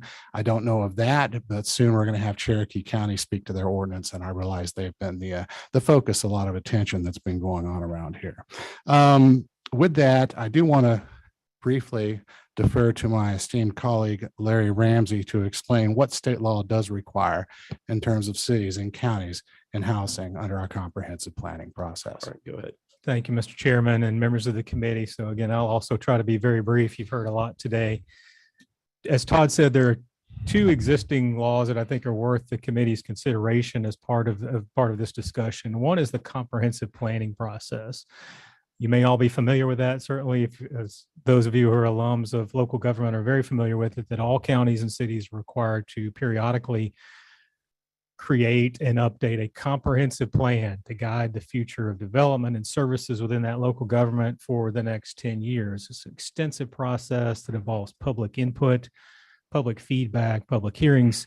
And again, and I think importantly for today's purposes, is a requirement for local governments under state law. And I say requirement, if a county or city does not have an approved comprehensive plan in place, then it's not eligible for state funds or state permits. So that's a very big stick that requires all counties and cities to have comprehensive plans. Why is that relevant for today's purposes? One of the elements that's required to be addressed through that extensive process and put into a comprehensive plan in order for it to be approved by the state is called the housing element.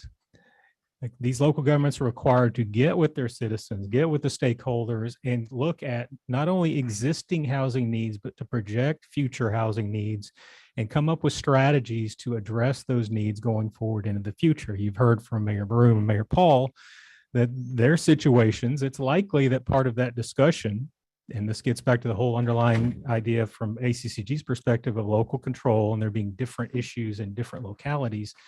In those localities, it's likely that you would have a local government that would want to have a comprehensive plan strategy that would encourage home ownership if there's not a lot of ownership opportunities in that local government.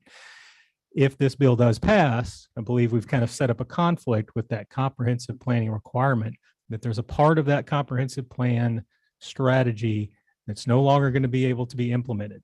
That, and when they're coming up with the strategy for housing needs in the future, there will be one category that would be completely off limits for the local governments in coming up with that plan. The other point I wanted to make, again, kind of the existing law thing, we've heard several proponents use terms today such as redlining and demographics and affordability. And there's also been discussions, of course, about these build-to-own subdivisions and whether that's even really practical from a business perspective. But I did want, to the extent there are concerns about local governments that would be making these decisions to exclude renters because they don't like the type of people that are coming. Let's just put that on the table.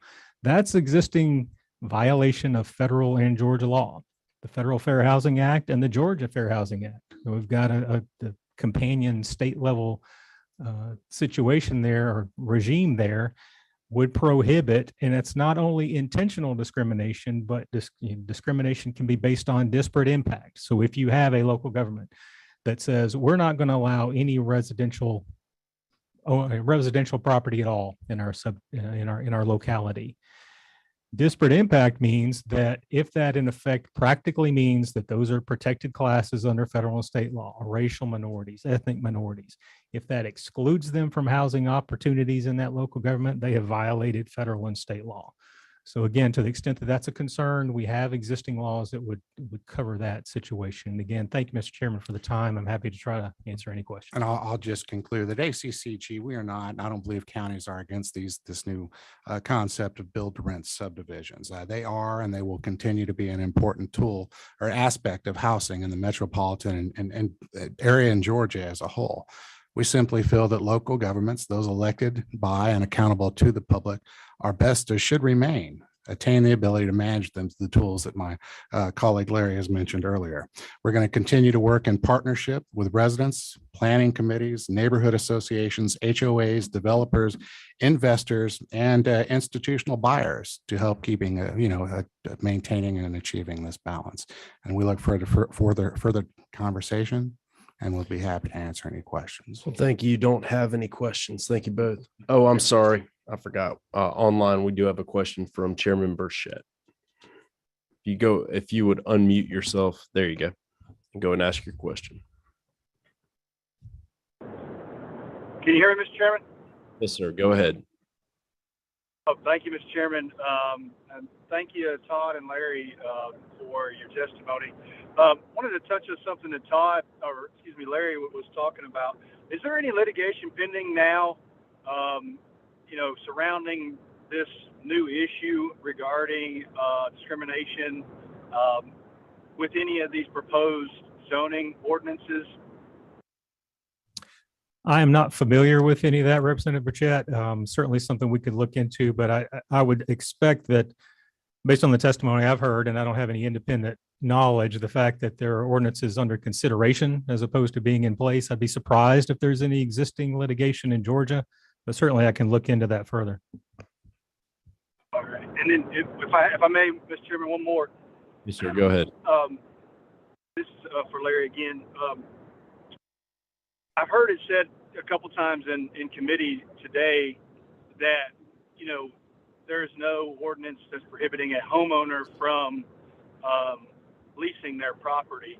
So is a homeowner in that definition, or according to ACCG, is a homeowner, if I were to own 4 houses for rent, am I considered a homeowner? And if I were to have report of 20 houses for rent, and those are the only houses in the community, would any of these proposed ordinances prohibit me from being able to rent or lease my property? The issue was brought to us as a private property rights, and then it further expanded into whether or not an individual could lease out their home to a renter or a tenant. Extending that from what we're dealing with now, the difference is, and I believe GMA elaborated on it a bit, are whether we have any control or can treat any differently these subdivisions on the front end from being built specifically to rent, built to rent as the name would suggest.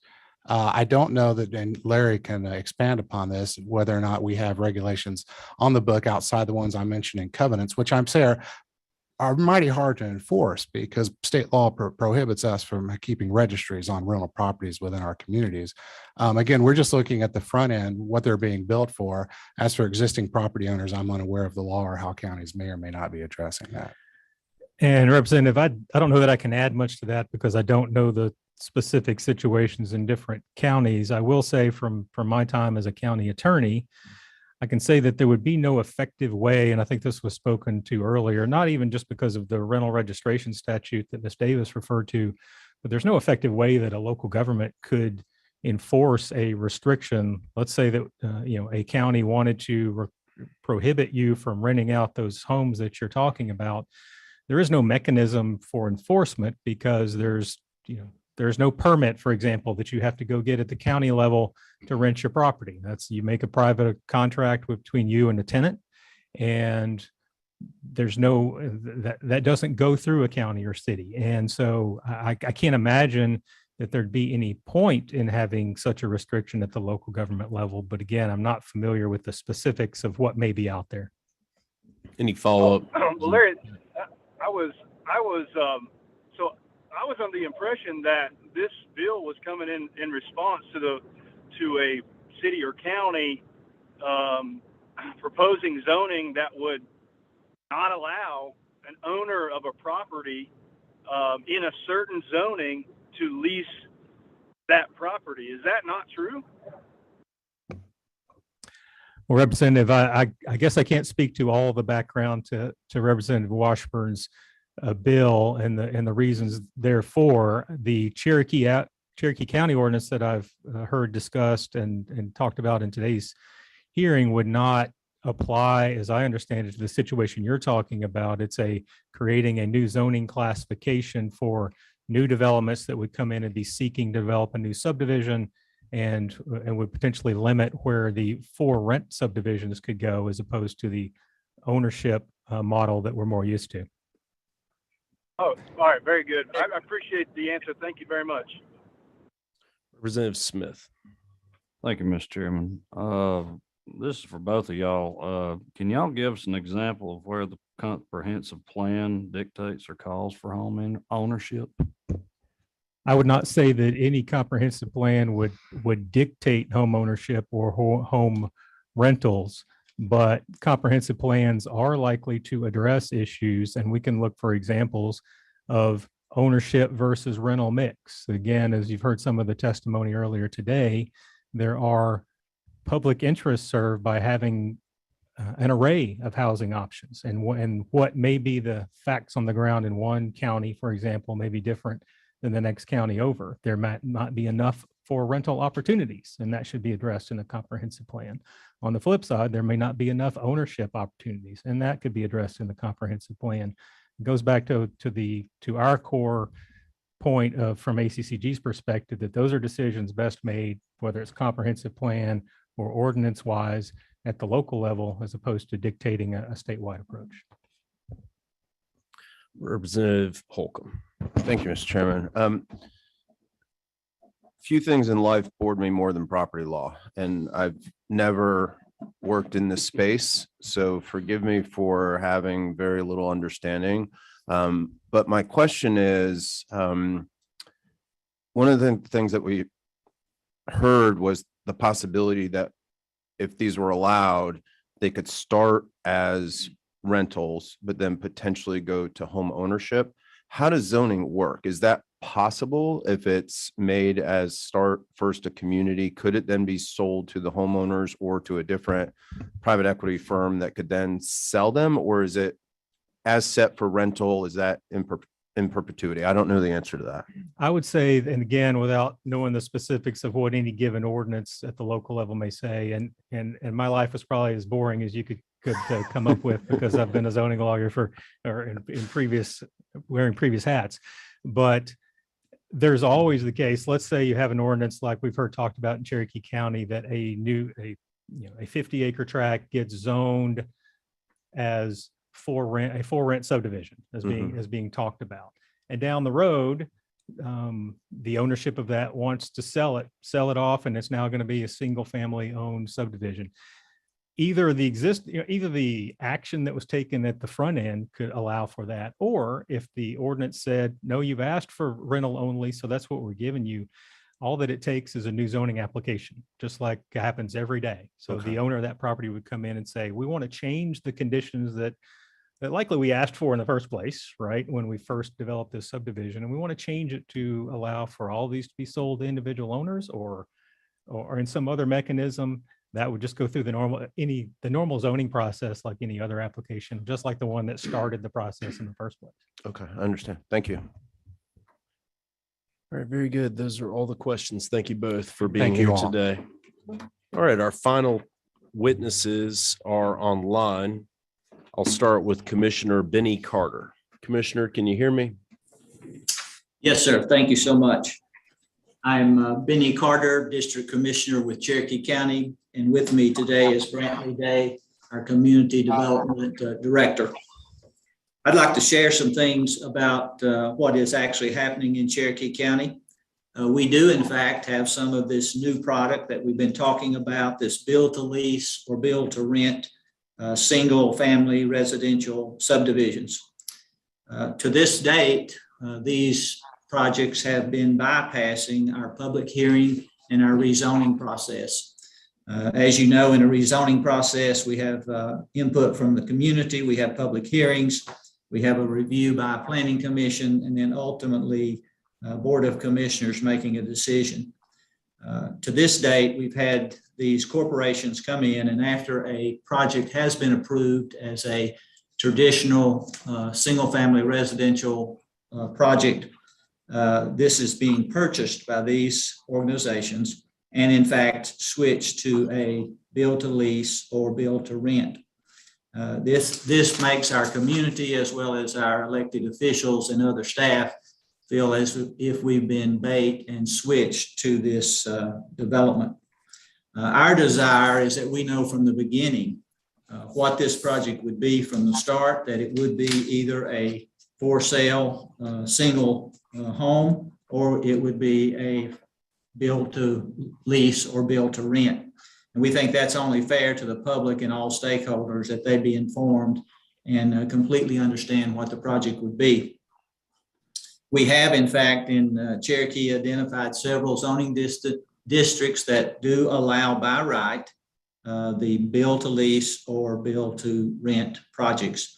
And we're okay with that. Again, our main concern is that we know upfront what the project will be, that we're able to share and with our public and with our staff about what the actual project will be.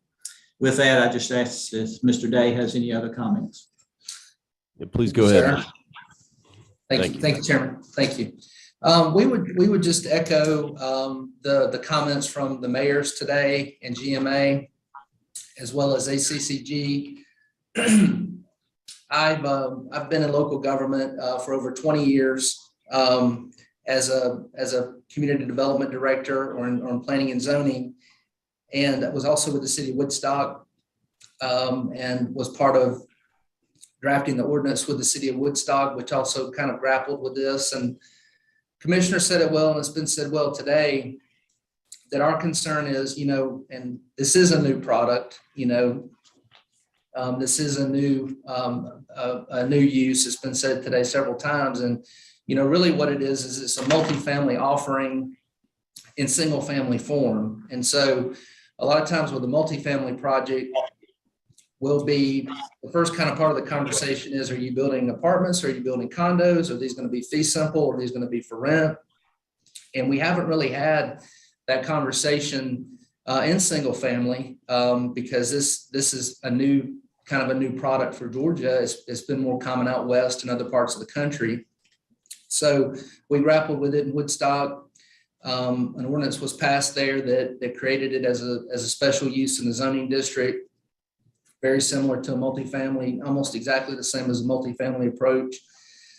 With Cherokee County, we've taken about the same approach. I've been with the county since last summer in this capacity, and we've taken a similar approach, but as the commissioner said, we've included build for rent or single family rental as a new project from the beginning has been discussed by right in several of our districts. And so, we don't do rental registration. We can't do that. We're not interested in that. We're not interested in people that are coming in and buying homes and renting them, people that own a home and renting it. We're not interested in any of that. And none of these ordinances are attempting to put us in the position to regulate that specifically. So, and I think a lot of what we've been doing and working on has probably been misunderstood, and that's unfortunate. We actually met with the Council for Quality Growth and the Greater Atlanta Home Builders on our ordinances. We got really good feedback from both groups on our ordinances. In fact, we had some compromise language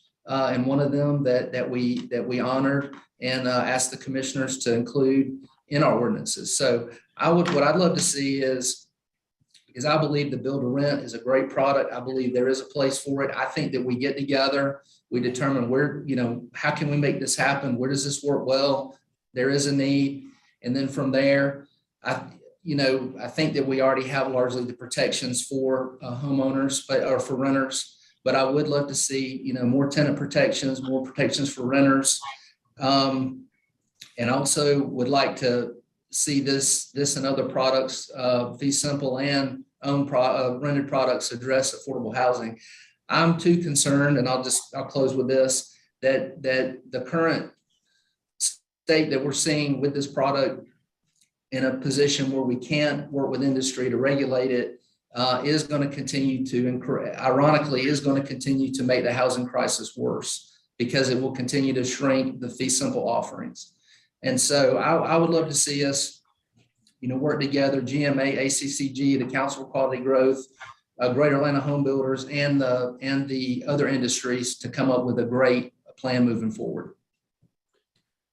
Mr. Day, there was a question earlier from Representative Fleming about the specific ordinance proposal in Cherokee County, and I think there was a degree of uncertainty in the room here as to how that would work in practice. And I think the lines of discussion were along whether it was a existing home versus a build, and whether it was one home or a small number of homes versus a much larger development. Can you give us some specifics about the proposed ordinance in Cherokee County and how and answer some of those questions that were raised earlier? Yes, sir. I'll do my best. From a practical standpoint, the intent is that, whether it be, it starts with basically being subdivisions with, generally speaking, more than 11 lots. That's a major subdivision, but a subdivision with, typically a project up here we'll see anywhere from 50, 60, hundreds of lots, units proposed. And so, from a practical standpoint, if someone came in today and said, hey, we would love to do a build to rent project with the county, what could we do? We would say, well, we have a great zoning district that's been on the books for years. It's called RD3. That use is permitted by right in that district. And then at that point, we would look at the map and they would tell us, well, right now we're zoned ag and, in a character area, not to get too technical with you, but we would look at the comprehensive plan. We would look at the character area. We would look at the zoning district associated with it. And we would determine, okay, that will fit in that area, or no, it will not fit in that area. And then we'll need to look at what location would it fit. Again, we update the comprehensive plan basically every 5 years. Everybody in Georgia does. And so you're constantly looking at areas where you think you need to update and make changes. And so the comprehensive plan would guide it, and then the zoning district would guide it from there. And so I think if one person built a home in one of our districts and they wanted to rent that home, that they could do that. This would not stop them from doing that. Okay, I heard Representative Fleming read the language earlier, and I guess my question is, isn't it true, if that is in fact the language, isn't it true that if a person built one home solely for the purpose of using it as a rental, it would violate the ordinance that's been proposed?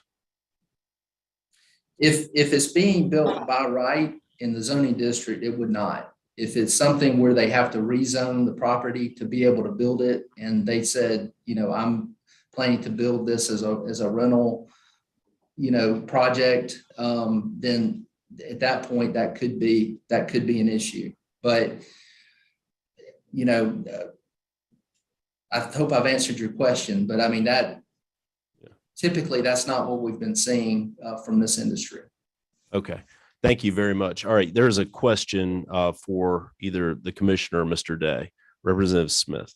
Yes, thank you, Mr. Chairman. I believe either one could answer to it, and we appreciate y'all being with us today, taking time out of y'all's busy schedule. Is it true that it is well within a commission board's authority to place a stipulation that says something that along the lines of approval is for a particular developer, prompting any new owner developer to come back in front of the commissioners if it changes hands?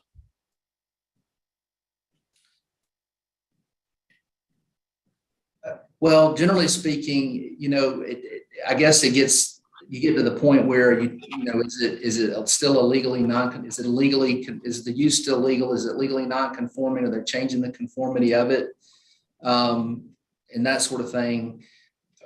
But I don't know if I fully understand your question, but if a use is changing for a project, then new zoning may be required. So if they're saying, we were zoned for a use that was approved 10 years ago, now we're moving into another use. If it's not allowed by right, then they could need to rezone the property, possibly. So it is within y'all's authority to have them come back before you. Well, that's the Zoning Procedures Act, right? That lays out kind of the framework for the process, and the framework for zoning in Georgia. And so depending on what the stipulations are of the zoning case or what's in the text of the ordinance itself, that could trigger a need to come back and get approval from the city council or the board of commissioners. Thank you. So we have a first, I believe, in judiciary. We have a member who's remote right now who's going to ask a question of a witness who's remote. So I'm kind of the intermediary here. All right, Chairman Burchett has a question for you, Mr. Day.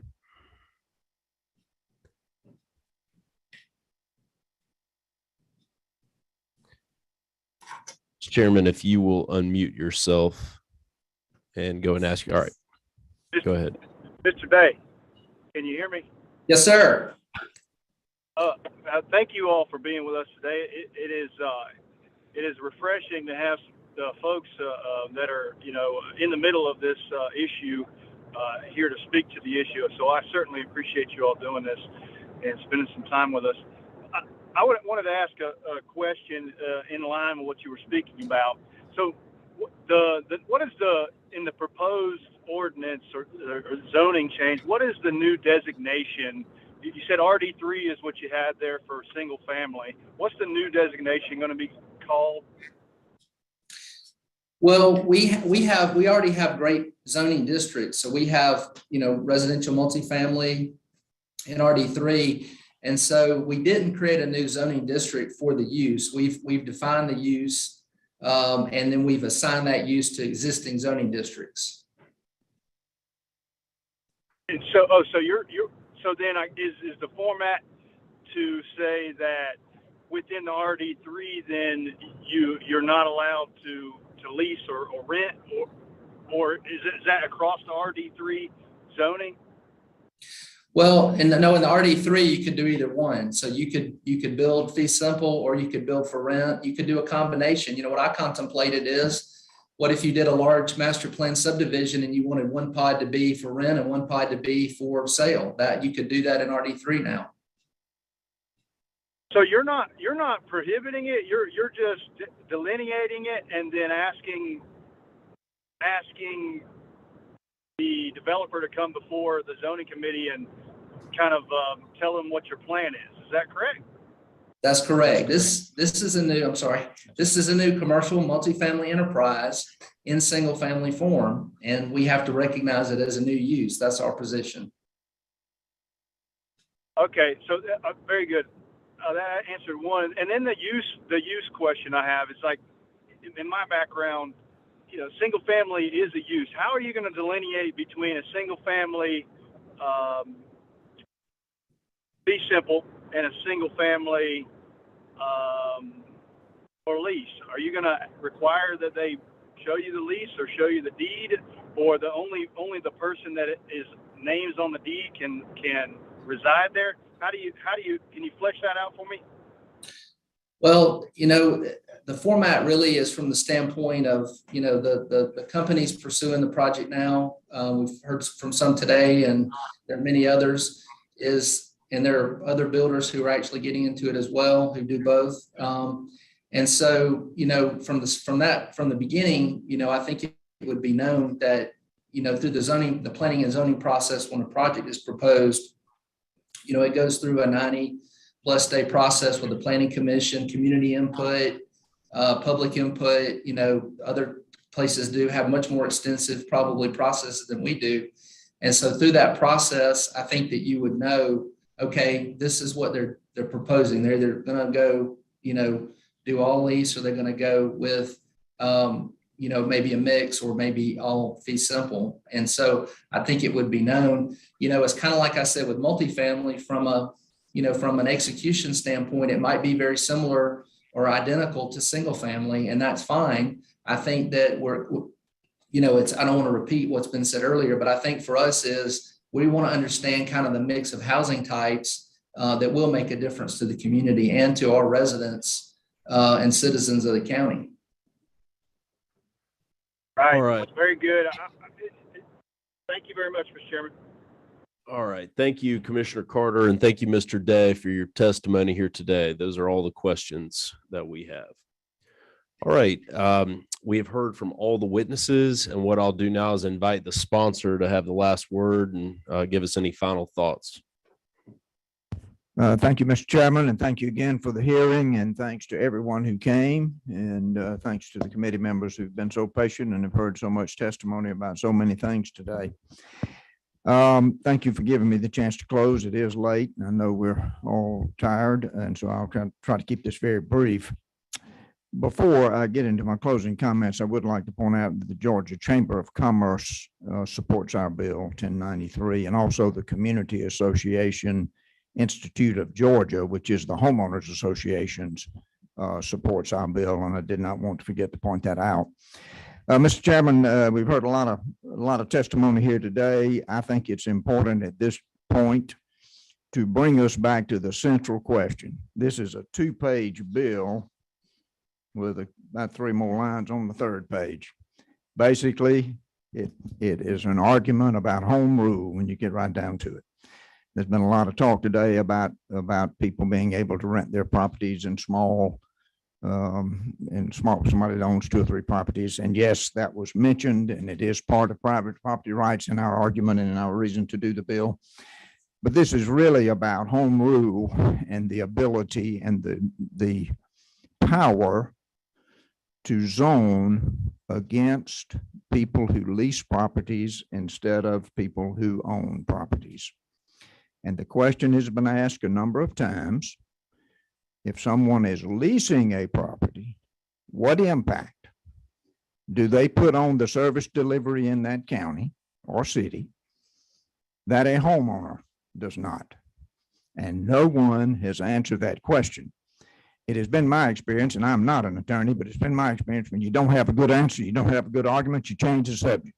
And we have changed the subject to housing affordability, and we've talked a lot about that. Personally, I cannot see how these lease-to-own neighborhoods are going to hurt housing affordability.